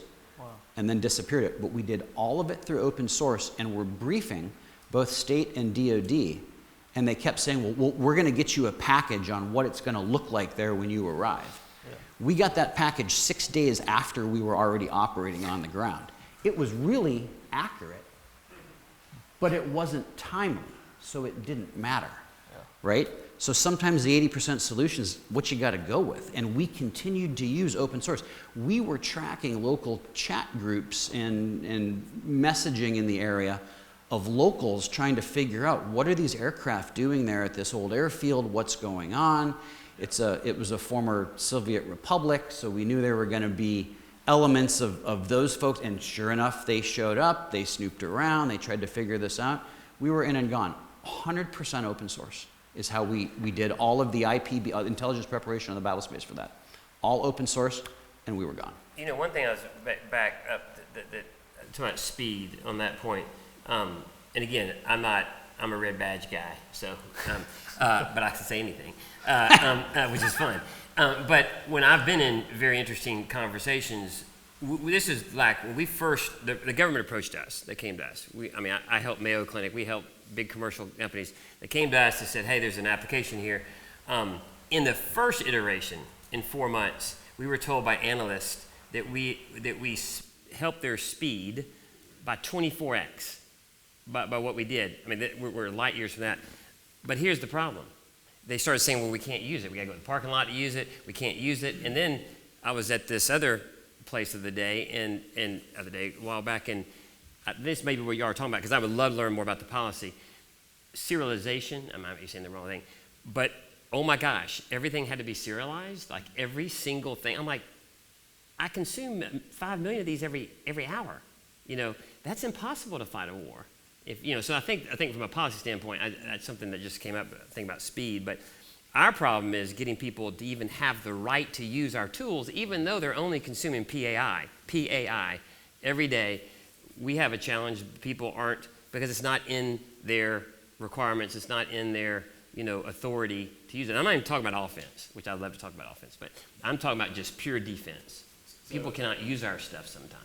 Yeah. Well, I don't understand all the policy, but Look, I'm going to work that into an AI question here a little bit. So stay tuned. But let me throw what Rob said back over to this side of the room and say, okay, you can collect all the information, turn it into intelligence, all you want.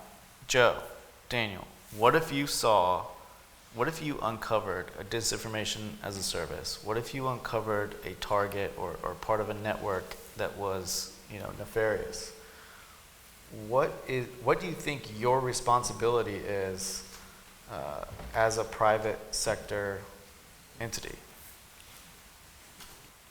Well, I've helped out with a lot of different things as just a citizen. I helped out with responding to Code Red when that happened in 2001. I've worked on identifying over, I don't know how many predatorial networks, resulting in like over 5,000 simultaneous raids on child exploitation. Anti-human trafficking. We've uncovered bomb plots against like the New York Times. So like almost anything that you can think of when you have a system that's collecting and you start looking into stuff, you're gonna see certain signals emerge and you can verify it. I think like there's certain things that are obvious that you just need to turn over and share with people, you know. Sometimes I think there's a price to that. Like let's say you have analysts and they're producing some consulting as a service type product for threat intelligence. They're used to that type of information, and they might uncover something that's much more nefarious than just, you know, let's say cyber operations or something like that. If they're not used to what the ramifications of giving that over to a government, you know, like you might need to do some training for some of your employees, you know. So, you know, we've seen all sorts of stuff over the last 20 years, I guess, and there are certain things that are just obvious that you have to turn over. You know? I mean, yeah, we're obviously 24/7, 365. So, I mean, I would say the answer on if it's like Title 10 kind of customer, I mean, it's what they want us to look at, right? Mm-hmm. So we're we're unique over any other OSINT company out there in the sense that we're very, very source centric. So we do not try to look at the entire internet. No one can do that. That just gives you noise. We look at the world as narrative-based influence. There's chatter, there's narratives, there's impact. And so we focus on these specific sources in this specific part of Baghdad, or these specific sources in MENA media. Does it make sense? Mm-hmm. So when you do that and you start with, it was a great article in the New York Times today, but we focus on very specific context to give us tremendous signal over noise. We don't miss anything. So if you want to know what the narrative around climate change, to rare earth materials, to Zelensky, we're going to give it to you. But I think so in our case, our customer gets it, and we do not opine. We you know, people use this word disinformation. That word's going to go away one day because it's never going to stop. But I don't really care. I mean, I do as a human, but we always say whether it's true or false, the narrative has consequences. Yeah, still a payload. I mean, and I think we talk so much about, let's go label this content. I mean, that is a lost cause. So it's more about who is behind it. So we're very who-centric. We show you the narrative, but we show you who's behind it, and that tells you a lot, right? And so when you do that, I don't have to turn anything over because everything I'm doing for them is in their hands 24/7. Yeah. But on the commercial side, we see a lot of crazy stuff, but I don't know who to give it to. If I could weigh in real quickly, I think one of the challenges when we start thinking about like what is the duty to report or engage in this for private industries or non-governmental organizations, it's that there really is no one touch point on the government side with which to engage. Kind of like the parallel example that I always use, and just because it's relevant to you and Dave, you and me. So in August of 2021 to December of 2021, I was the director of evacuations for No One Left Behind, a nonprofit that was working part of the Afghan evacuation. Special Operations Association of America, of which I was the secretary at the time. We were also doing some Afghan evacuation. I supported Task Force Pineapple, and I crossed, the Venn diagram got really, really broad, and I was supporting all these different organizations. And what became abundantly clear from that example in the nonprofit space was it was incredibly difficult for us to do, at least, maybe your example was a little bit different, but there was no one touch point at the US government. I was working as a government civilian, as I mentioned, in the Department of the Navy, but I couldn't get the Undersecretary of Defense for policy for AFPAC to like pick up the phone and help me out or coordinate. So we had similar problems. So we get through the evacuation of Afghanistan. We saw the nonprofit space spark up again for Ukraine in February of 2022 when that started. Same thing, Special Operations Association of America was on the ground early and often trying to help. But again, there were some difficulties, I'd say, coordinating with the government. The most recent example then with the, in October of last year with the Gaza incident and the Israelis going in and the hostage situation, I actually had senior levels of SOCOM reaching out to me as a guy in the nonprofit space. And Dave and I talked about this. We're like, at SOCOM J3, there's like, hey, we know there's all these nonprofits that are running around the battle space trying to do good things. Like, how do we coordinate with all of them? Like, you're the government. I agree, there should be one touch point.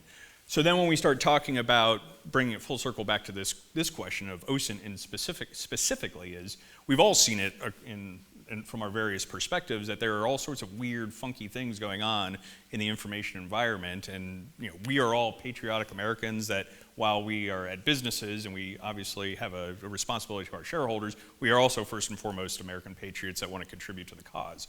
The problem is right now in the United States government, there's not one touch point to say, if you're a nonprofit or if you're a business in the private sector that says, I'm seeing this weird thing that looks like Russian or Chinese disinformation or whatever the case may be, there's no one place I can go to in the US government. Historically, we've had that. 1941, we had the Coordinator of Information, which was the predecessor to the OSS. That was built on Wild Bill Donovan's interwar commercial and him globe-trotting around the world, making all these friends in the business world. And when FDR made him the first director of the COI, the Coordinator of Information, part of that was to look at the information environment. They weren't using that term at the time, but to better understand and then influence the information environment. Post-World War II, we had the USIA, U.S. Information Agency, which existed from 1953 to 1999, when a bunch of its functions were chopped up between the State Department and a bunch of other different departments and agencies, but there was no longer a single touch point for that coordination of information, both from understanding the information environment, but then also how do we, for the purposes of the US government, influence that global information environment for the benefit of our national interests. So I guess sorry, I went longer than I had planned, but all to say, I'd say that, and I don't purport to speak for everyone on this stage, but from my perspective, something that would certainly be helpful is if there was a single touch point in the US government to whom nonprofits, non-government organizations, and industry could come with this sort of information and opportunities to better understand and then influence the information environment. One thing that some of my advisors are talking about is that ISACs, over the 17 critical infrastructures, as someone that we should talk to. But I think in our world, I'm learned a lot, and I'm still learning a lot. But to me, the same narrative intelligence and we have narrative intelligence. It's real time. It's all done by our neural net, and we don't look at big, large language models that lie to you. We have our own models that are very specific. But our models, or our briefs that we have for decision makers are across, just for example, we have a library across every country in the world. So if you want to know anything about a country in the world, anything, we have briefs that are live every hour. And those same briefs, like let's just take, without saying, Malaysia. All right, there's a country. We have a brief on Malaysia. It's real time, 24/7. Over a cup of coffee, you get what they call the bluff. I've learned about the bluff, all these acronyms. Yeah. You get the bluff. You don't read 20,000 articles. You get one sentence. But if you think about that, that's very important for decision makers. Early on. And I think that same, back to your point of, and you missed it this morning, but we talked about OSINTEL as an idea, fascinating idea. But what I find in my world is the same brief on a country can impact SOCOM, can be a benefit to SOCOM, can be a benefit to IC, can be a benefit to DoD. It can also be a benefit to a country, to a company, such as a makeup company who has a supply chain that has soap, and soap comes from Malaysia. So the same narrative intelligence on the ground, that same narrative about protest or what might be happening can impact the commercial company to make a better business decision, but also can help the U.S. government. Does that make sense? So I don't know what that looks like, but to me, the same things that I sell can benefit a number of government, and for that matter, our partners. Yeah, I think all of it can be beneficial, right? But just as a business owner, what are my incentives past the really bad no-go stuff that I just need to report on? What are my incentives? Tax credits would be great. If you have an agency, get me tax credits for the stuff I'm helping with as I see them in my business.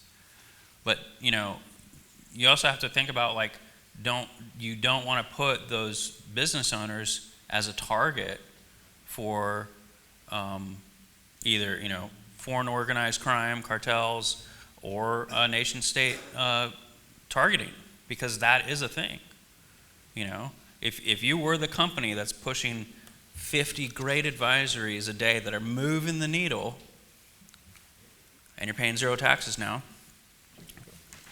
applying, change against a government or a cartel or whatever the bad guy of the day is, now, Joe, you're the target. Oh, yeah. And so as a citizen, now what do you have to back you up there? You obviously have the government, but it's just, there's issues that happen. Sure. And as far as like the ISAC stuff, I've seen that happen, that worked pretty well, but also not very well, Let me tell you about ISAC. Here's how I feel about ISAC. 17 critical infrastructure. How about this? Don't mess with America. And the U.S. government can protect the ISACs, who are largely, a lot of them, are either owned or operated by the private sector. So why don't we, you could flip the model, I guess, a little bit and have the, government protect industry, how it's really supposed to work. And I think last year we had former SecDef Chris Miller up here, and someone mentioned public-private partnerships, and he said, no, it's a private-public partnership. And so it's interesting that it comes up, and we talk about an OSINT agency and all that. Here's a hurdle, right? Open source intelligence is a dirty word in some privacy circles. I think we've seen the effects of OSINT being used for good. We've all got examples. And how our adversaries and criminal organizations can utilize it as well. How should we think about the use of publicly available information for national security or even domestic law enforcement?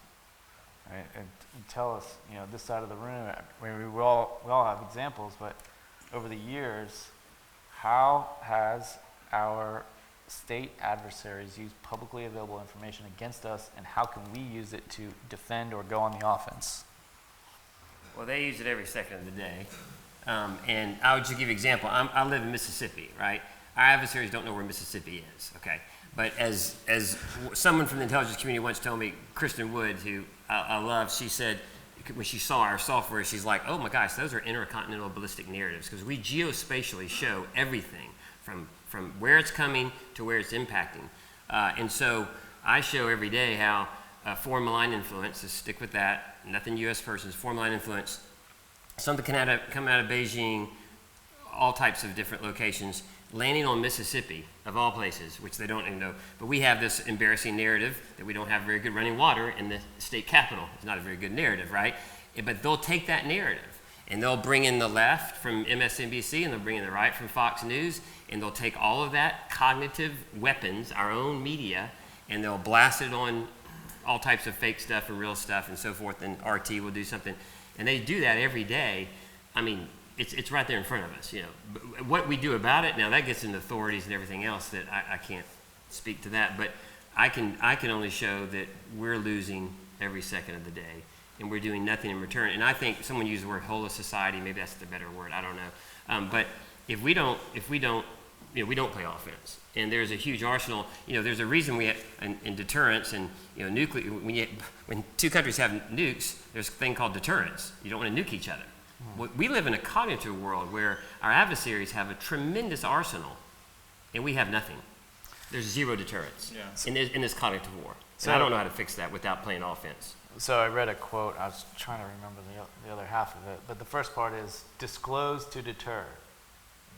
how can, if we've got the collection capability to bring in publicly available information, and even turn it into intelligence, and you know, the IC here might call OSINT different than we do, but what if we could disclose this open source intelligence or publicly available information that we have? Do you think that would deter our adversaries? I think you run the, if I can grab this, yeah. I think you also run the risk, though, of confirming to the other side that what they're doing is landing, right? It's the same way I was using open source intelligence to determine if in Kyrgyzstan or Armpidistan, the stuff we were doing was being seen by locals, right? 100%. And I couldn't control it, but I wanted to not be surprised by it, right? Yeah. Those aren't actually two stands. I don't know how good we are at geography, but it always felt like I was in some stand. But I think you also have to look at OSINT two ways, right? Are we using OSINT to go collect information? What additional, you have an obligation when you're creating any kind of intelligence analytic product to look at as many sources as you possibly can. We have somebody from NGA, oh, there you are, sorry, you're behind the, you know, there's single source stuff that sometimes IMINT is the only thing that can confirm it for me. But if I've got a second piece of INT to bolster it, my confidence level goes up a little bit in the validity of it and the accuracy. So we use OSINT to do term analytics, but we also have to use OSINT to do what we call warning, whole different side of intelligence, right? Indications and warning. We have a National Intelligence Officer for warning. And Mary McCarthy, who followed Charlie Allen as the National Intelligence Officer for warning, said something once that it's always stuck with me. I'm not afraid of the watch officer that cries wolf. I'm afraid of the watch officer that cries sheep.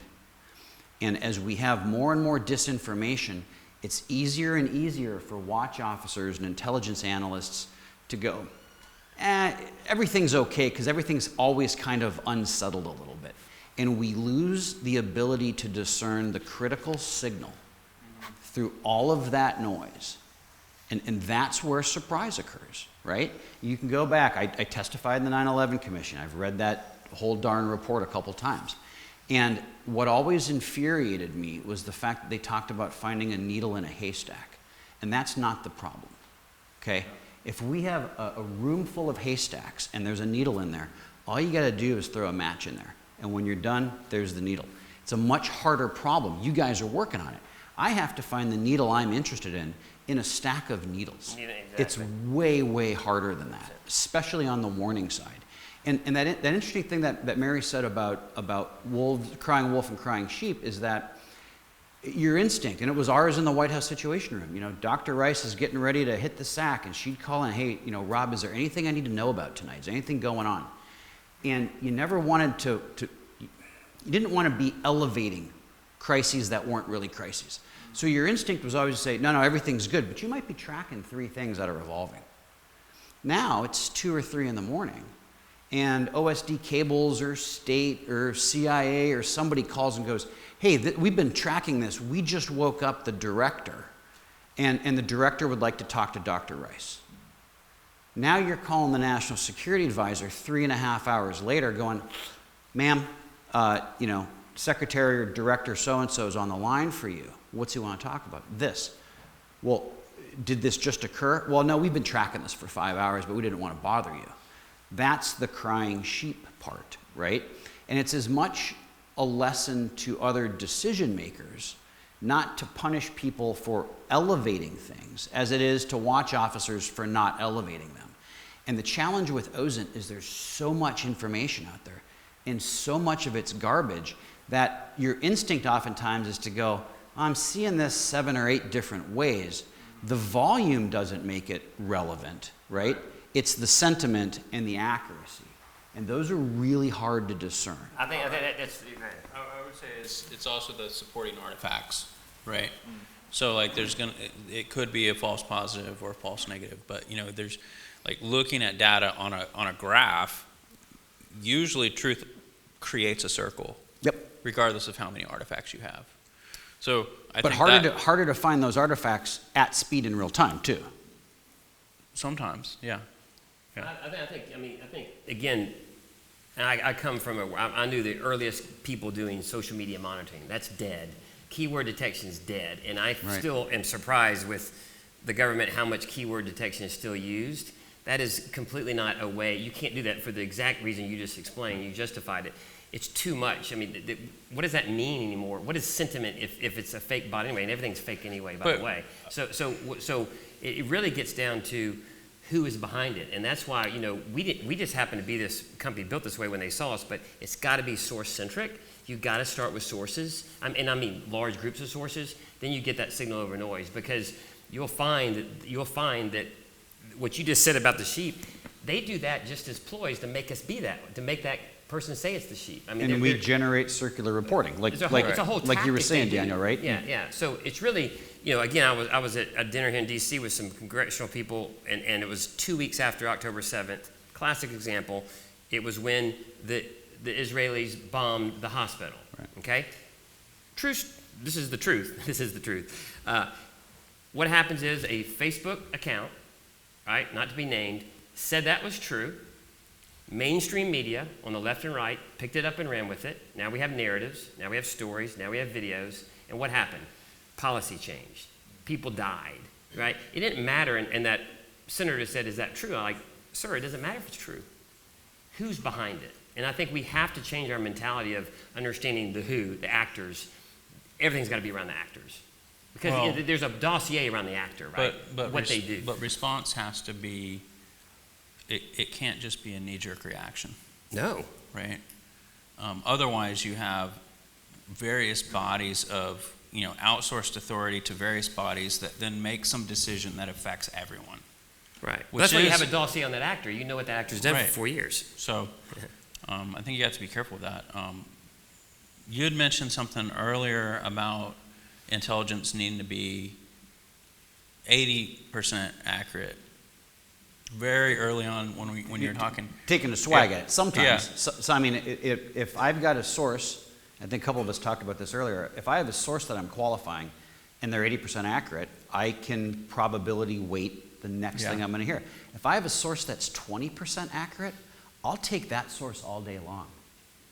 Because now I can make decisions on the 80% that they're typically wrong. I'll take 20% right to Vegas all day and tell me black or red. And when they say red, I'll go black. I'll be 80% right. I'll take that all day. Yeah. So there's a lot of different ways to turn those types of things inside out, right? If I look at sources and I go, this is what they're saying, now I have indications and warning of what they're trying to do.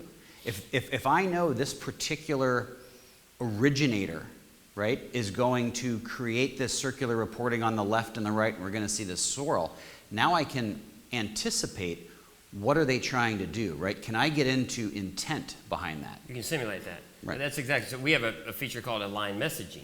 Not to talk about offense, but just talk about defense. Aligned messaging allows you to take that you know is 20% and align it to flip it. And then what are really the adjacencies, right? Absolutely. What are the adjacent externalities? What things can I expect to see as the second and third set of waves hit the shore? You predict it. Right. So, David, you had mentioned, you'd asked, what are some things like basically OSINT for good type things that people can do? I would say due diligence on where they get investments from. Not many people have information on who's investing in what companies, if those technologies are going to be dual use or not. Maybe have a standard for how to do due diligence on customers and investors for the community, just for general commerce. I think that would help out with a lot of things that are impacting a lot of small states and cities and businesses that are going to end up being used by government that may be dual use, which then become polluted because of where the investor source came from, right? So those are just some other examples to shift on what people could do for good on open source intelligence. Exactly. I think let me fold this into and I'll push back, Joe, on you, but that social media monitoring and keyword search is dead. Aren't those artifacts? And now the internet's old enough now, and we'll get to AI here in a minute, but we can start to detect patterns and look back on those artifacts and look at. Well, yeah, no, I think yeah, all we do is patterns, but I'm just saying when you look at the pulse, if you will, from keyword detection versus the MRI, which is how did the narrative start, spread, mutate, and grow, and what's the impact? Okay. The focus should be much more over here. You can't, so the keywords, of course, everyone's talking about this, everyone's talking about spy balloons. Well, what is that really going to do for me, right? Yeah. It's more about now how chatter, which is noisy and benign bias, and how does that become more of a narrative, which I call a blog, a video, a transcript, a meme, an image. Yeah, that's what you need to study. I think we got to be like realistic that sentiment analysis has its start and end point. Yeah. Sentiment analysis is not scalable for a commercial application for all languages, especially if you're wanting to monitor somebody in China or Iran, right? Like they've got certain monitors in place and they're changing their slang almost daily. Exactly. And then your sentiment analysis engine, you're broken, and take human trafficking and sex trade. They've changed their whole words they use. Yeah, but it's not every 4 hours. Right. But you have to. But I think you have to trace, and we work in all 57 languages. It's about how does this idea move forward, not a keyword. Because people are smart. Our adversaries understand ideas, and they use it in South America right now in this language. And so the only way you really can look at this, I think, is not to get away with that English word that we get excited about, but how is this idea spreading? It makes sense. And that's much more using math and AI than how many people use this word. That's what I mean. And that's not telling me that much. Stylometric analysis. Yeah. Real quick, just to rip off that. Again, going back to what I think I was saying much earlier in the discussion about the complementary nature of both like the technological and the human aspect of this. One of the things that we've seen, particularly through the application of like the Hoplite Group's activities, is you will see a narrative resonating in social media. It's on Telegram or X or whatever the case may be, but it may be entirely divorced from what's actually occurring on the ground, which is then we've had the customer come back and say, hey, what's actually being said on the street? And our analysts can look, we also do the social media monitoring, but it's with those local analysts. So you can look at that Telegram post and say, well, this individual, whoever this is, who's purporting to be from this region of Iraq, for instance, let's just say, isn't using the appropriate slang, the appropriate dialect. It's one of those like nuances that you really only gain through that on the ground source or analyst network that's capable to identify, and we oftentimes go back to the customer and say like, yep, you're getting X number of hits on Telegram or whatever the platform may be that seems to be amplifying this narrative, but based upon our analytical work from the folks that come from those communities, we can tell you like it's an external actor. Certainly keep an eye on it. Frankly, from the customer's perspective, again, we don't get into the offensive side of it, but that then informs the things that they can do to push back against those narratives coming from external stakeholders, which, I don't think the AI or any of the tools on the technology is to the point where you can necessarily detect those nuances to the point where, again, like I'm not going to say that what we're doing is a be-all, end-all, but I definitely think that we're still in this space where the complementary nature of the capabilities is evident and is really important. We did a great example where with y'all, we have pulled very indigenous things to monitor, and that gives them what to say. Exactly. Well, old school human asset management, you're just doing source validation. Yes. Like, this guy's using the wrong dialect. Is he legit? Yeah. Maybe not. Ask him these 3 questions. Yeah. Yep, exactly. All right, like 3 questions ago. Let's get back on track here. All right, this is. I wrote this question for all the congressional staffers here, but I think they all left. They ate lunch, and that was the end of the day. So society has created this opt-in spiral. I talk to privacy advocates who say OSINT is some Orwellian all-seeing eye, and it should be banished. But tell them to give up their Amazon Prime membership and use cash, and they scoff. Is the OSINT industry getting a bad rap? Shouldn't we instead look to marketing and tech companies for how data is collected domestically while protecting from adversaries like China, Russia, Iran, etc.? We've never ever gone outside of any legal bounds, and over a decade, we don't have a problem supporting the government, their mission, or commercial ever going outside of any legal bounds. Well, of course not. Right, We're a private industry. We can publicly available information. I can, do all kinds of stuff. But the question, do we get a bad rap because of the nature of what we do? I think that there's within the media, there's a different definition of what surveillance is. Within contrasting it against what surveillance is within a real investigation, right? So that word is used interchangeably as the industry is starting to grow, right? So, and then as that, like right now, so we've been on this since 2010. We didn't even know what to call it, right? Now, many years later, I would say the majority of the open source intelligence industry really started 4 or 5 years ago. So where they are in their generational architecture and design and how they actually instrument their collection and how they articulate that in the market can make it very blurry for a lot of people, especially when there's a difference between, I'd say, target-centric collection, which is you have a very specific goal and you're getting very specific pieces of information that are publicly available, versus mass collection with no discriminators. Those are very different things, but they're all lumped under open source intelligence, right? And so it's really hard to kind of draw those lines. How we've done that is try to say, this is these are our statements and this is our trust center within the company. These are the lines that we don't cross. This is how we define right and wrong, even though there's no industry standard of what right and wrong is past the Computer Misuse Act, right? Yeah. So I've had to deal with this problem a few times where there are creative imaginations out within the journalistic world that aren't going to be putting discriminators on things, nor discerning the difference between a company that has values and a company that's based out of a foreign company that doesn't have any values. Okay, I got a specific question for you about the nickname, but we'll roll to this side. Yeah. Real quick, I agree with everything that's been said, reference the bad reputation that OSINT's gotten.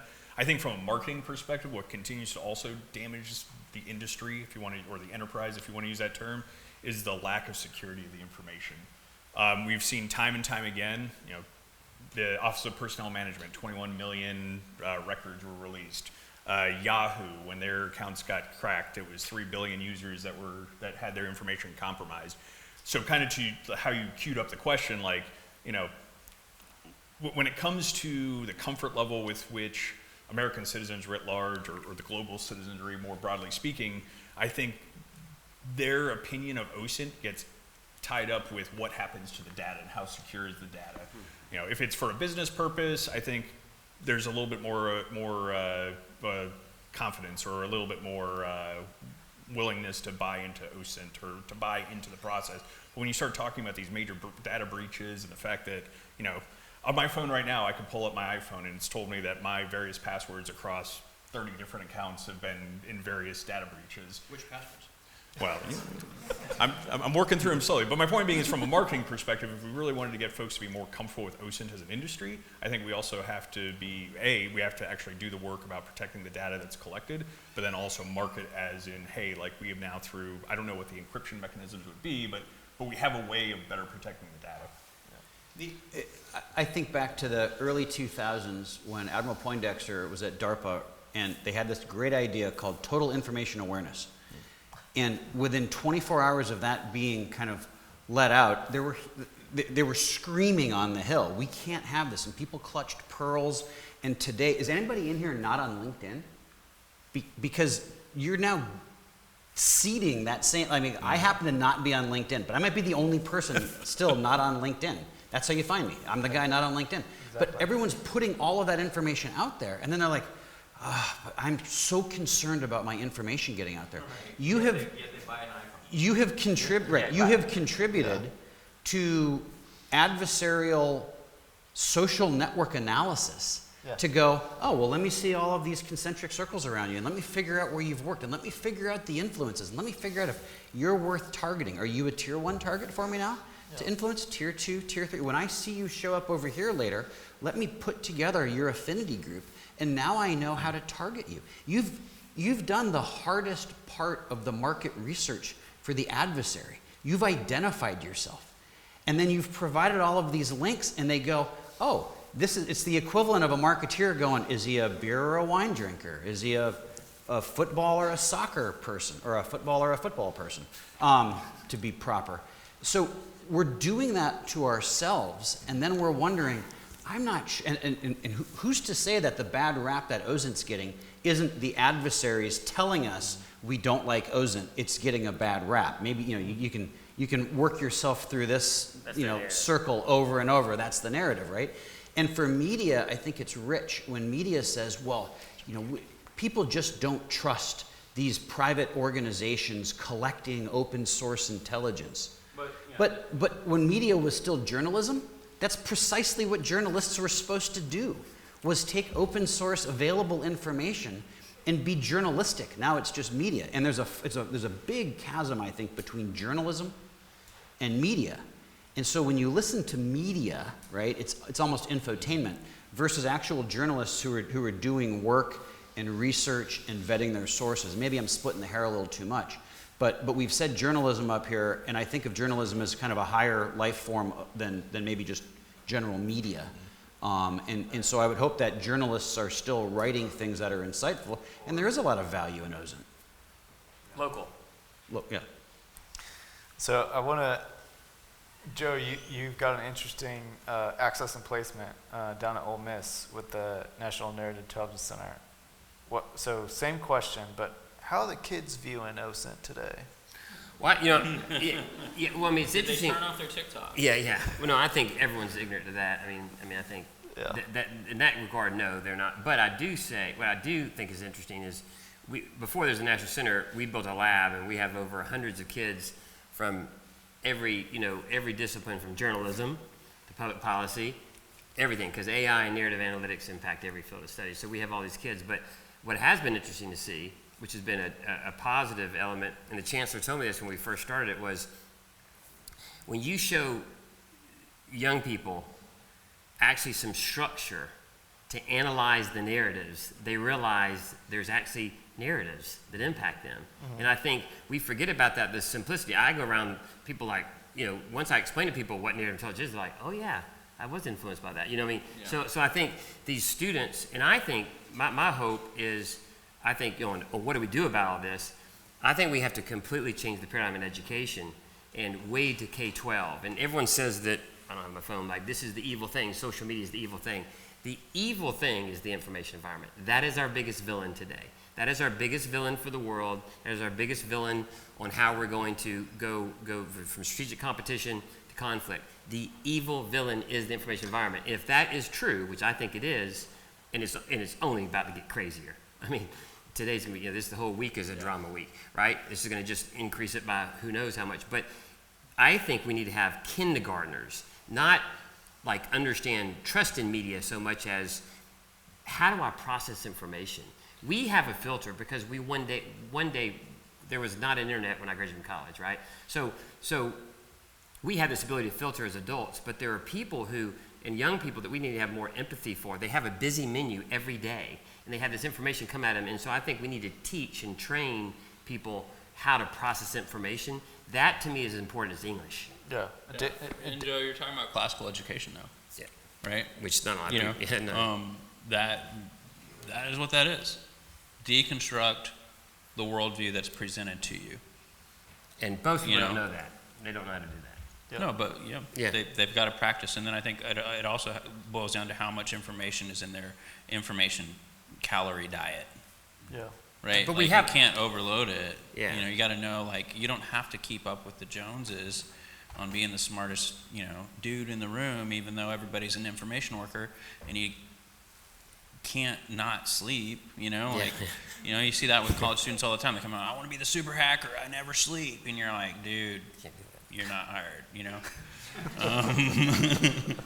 But I think back to the nickname, we have to take from young people. I've just been open, my eyes have been open to just amazing. We have now high school students being interns. But there are a lot of young people that know this world a lot better than us. Yeah. And we need to humble ourselves and figure out how to leverage that, and I think academia is the way to do that. I love it. This is just parlays into the last, second to last question. This is rapid fire here. So what should governments be learning from the private sector in the OSINT world concerning national security? And what have you all learned watching the public sector in data collection and use? Rapid fire, remember.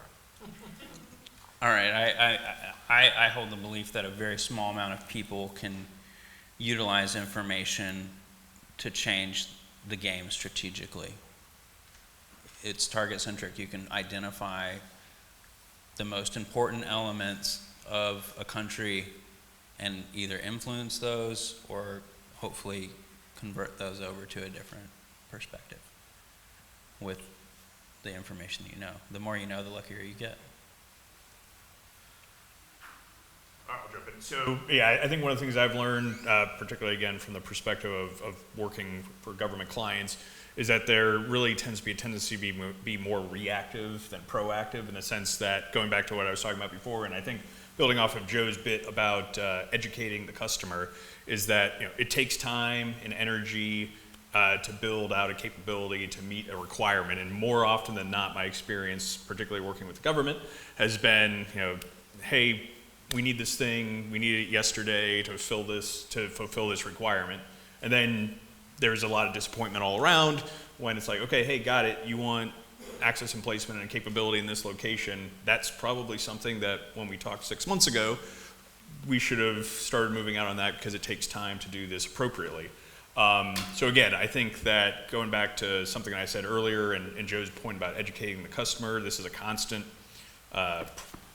process of improvement by which we want to provide better services for the government, but a lot of it is like getting the government ahead of the power curve as far as identifying requirements, generating the capability to do that, and then having it in place so that it's fulfilling the requirement when it actually needs to get fulfilled. I'd say the public sector could learn from the private sector political will.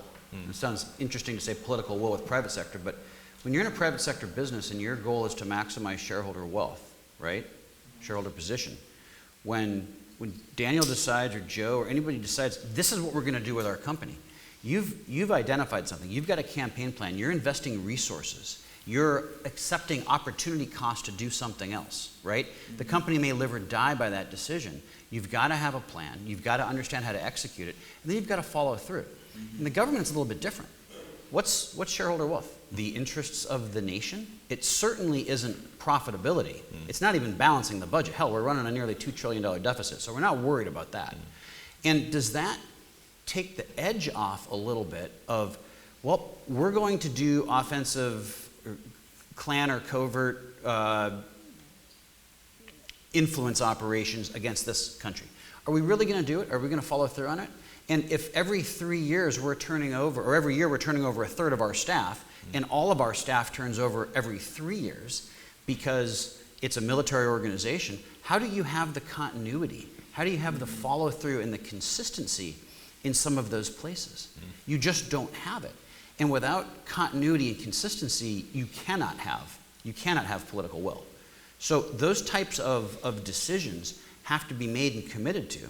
And then you have to be agile enough along the way as technology and policy changes to be able to still navigate what was the original intent, and then who has the authority to say, okay, we're done, right? Back when, shortly after 9/11, when we had these levels of alerts, right? We were green, and then we were yellow, and then we were orange, and then we were red. There were like 7 people in the government that could authorize an increase in the alert level. There were 0 people that we realized could bring it down. So once you hit red, we were at permanent red alert. And if everything is a red alert, nothing is a red alert. So you've got to be able to balance those things, right? So I think political will. I think the public can learn again, and I'm learning every day. I'm amazed. I learn from the government, and I've learned. I mean, the positive ways and negative ways. I was hanging on to positive. but to me, it goes back to again trying to simplify in our team what we sell. We at Edge Theory sell decision advantage, right? How do I make a faster, optimal decision with the information I have? At the end of the day, that's how the world runs. That's how you run a company. Mm-hmm. And it doesn't matter if you only have 60% information. You got to make a decision. Mm-hmm. Someone has to pay the bills. Someone has to make. And so, to me, what I see, again, maybe my nativity, but when I look at the government, when I talk to a former JSOC commander, he's like, why don't we have this? When I talk to people very high up, they're like, why don't we have this? When I talk to analysts, it's like, they don't make decisions. And so I don't know how to say that, but how do we instruct more, how do we get more decision making at different levels? And maybe that's not making sense, but to me, if I have to make a decision, this is going to be valuable to me. Yeah. But if I don't have to make a decision, and this is the way I've always done it, and this is my trade craft, no one likes change. So to me, I don't know how to institute that, but until people, I don't care about it because I don't have to make a decision. I don't know how to articulate that, but leadership. So maybe that's just more and more, and you need that in corporations too. I'm just saying. Yeah. But people like to not have to make decisions. Yeah. But that does not advance the world. No. Just let that soak in for a second. All right, last question, and we'll get everybody out of here. The AI. All right, what is AI's role in collection? What about analysis? Should we trust it?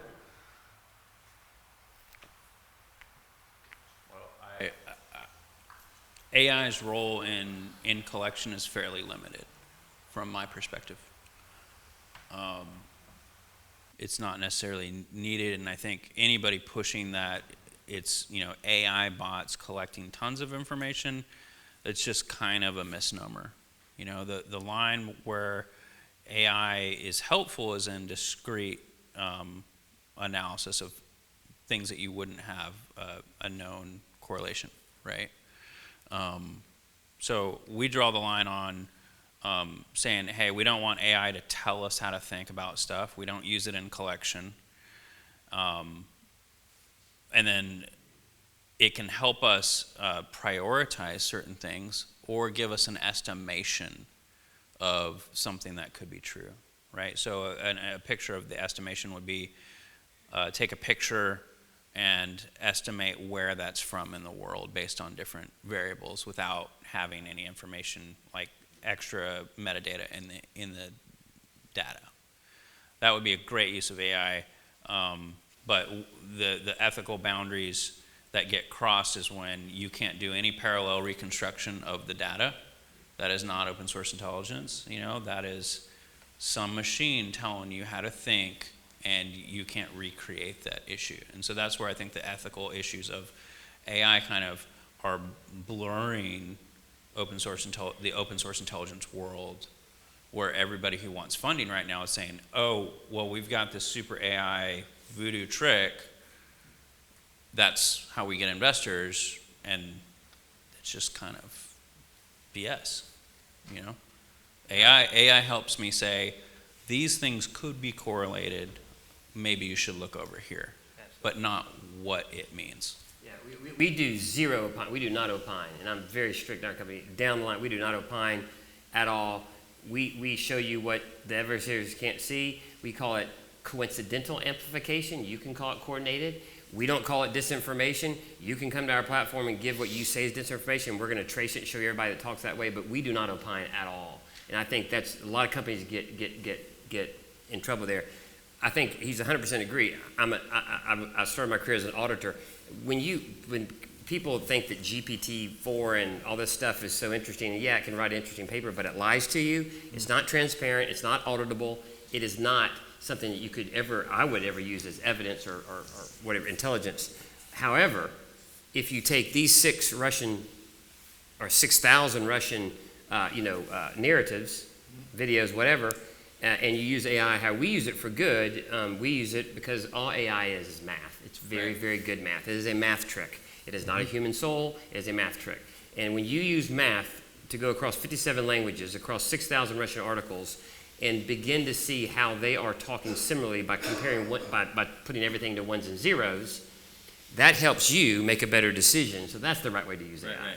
And so there's so many companies out there in the open source world that are just like, go audit, tell me where you got this from. No one can do that. Yeah, you can't recreate it. You can audit anything on our system. It's not a black box. Same here. I know that it's, the IC might be able to go for a 20% solution to look at the 80% or whatever, but I know, we do a lot with domestic law enforcement. You have to be able to construct that evidence back because it's evidence. Be lost in the rule of law. So you're not going to get AI to testify for you. So why? Seriously. So what was the basis of this warrant? Well, this algorithm told me, based on this neighborhood and these tax records, this is the door we should have hit. It's hard to sue AI, but one of my bigger concerns analytically is the more we rely on AI and the more we have analysts rely on AI, we lose our ability to do actual analytics. And it'll be very hard to recapture, right? Yeah. So, sir, I believe you said you're Naval Intelligence Officer as well? Okay. So I'm guessing you and I are probably close to contemporaries. You probably have, early in your career, a lot of, did you ever do Russian Navy? Yes. Okay. So Op Intel, Russian Navy, the NIP, the Naval Intelligence Professionals still do their red tie dinners. Back in the day when we chased the Russian Navy, we're trying to retrain young analysts right now on how to do anti-submarine warfare against the Chinese. And it's like, didn't we do this for 25 years with the Russians? Why are we retraining? Because the Russians went away for a long time, and we stopped doing that kind of Op Intel, right? So now we've got to get it back. We rely too heavily on AI. We won't have an analytic cadre to train the next generation of analysts. We'll lose it. I want to add too, like, we go back before Google. Remember when it was really hard to find a manual for something?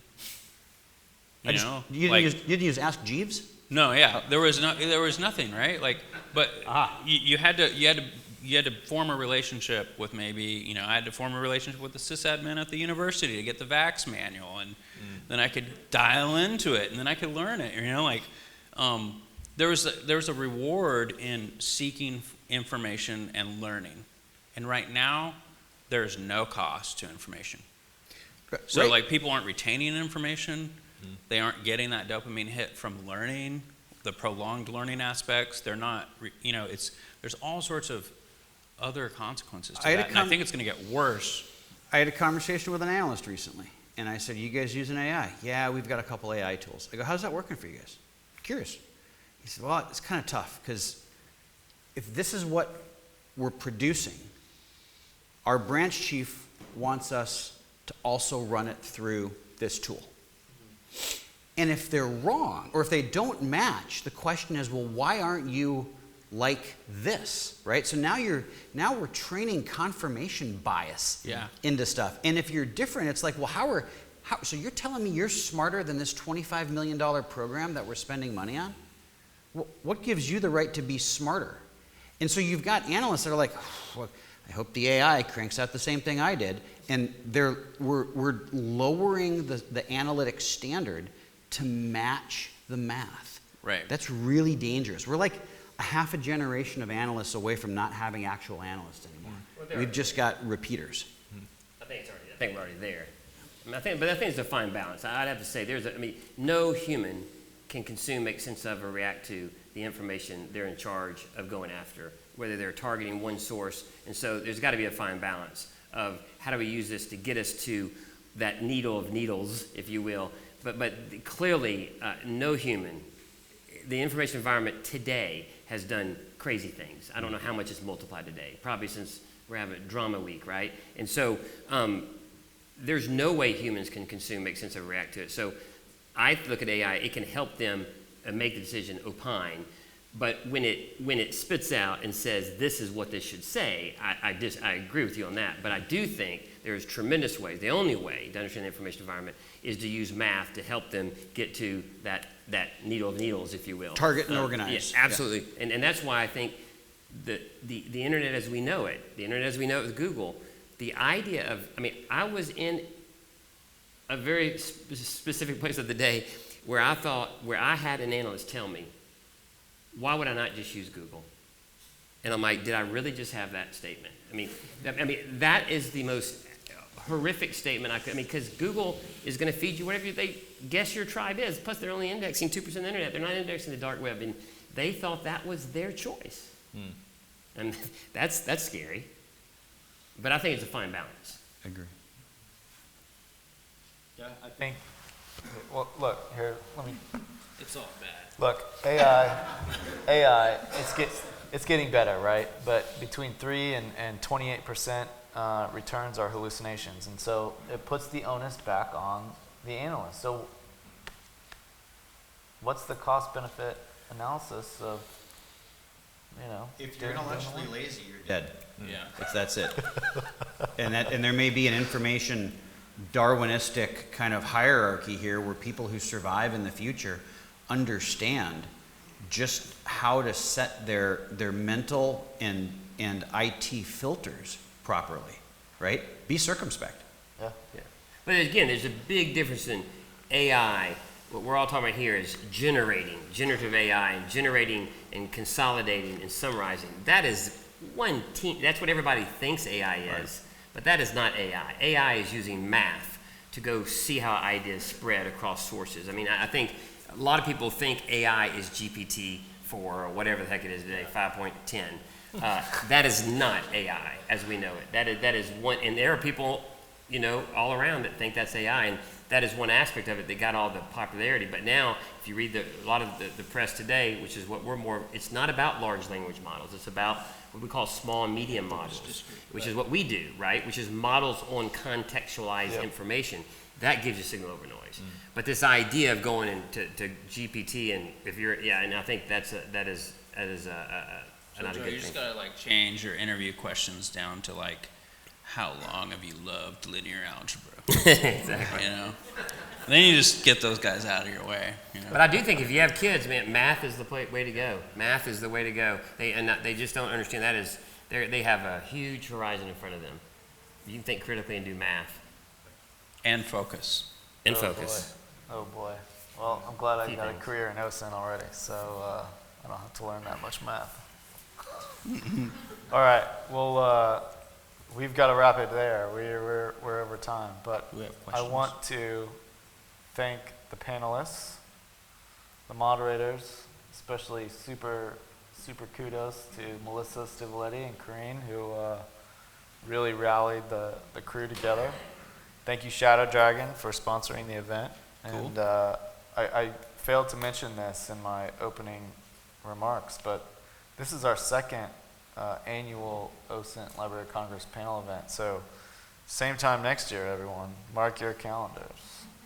And I know he's not here, but Congressman Issa for hosting us here in the lovely Library of Congress. And that's it. Eat the food. All right.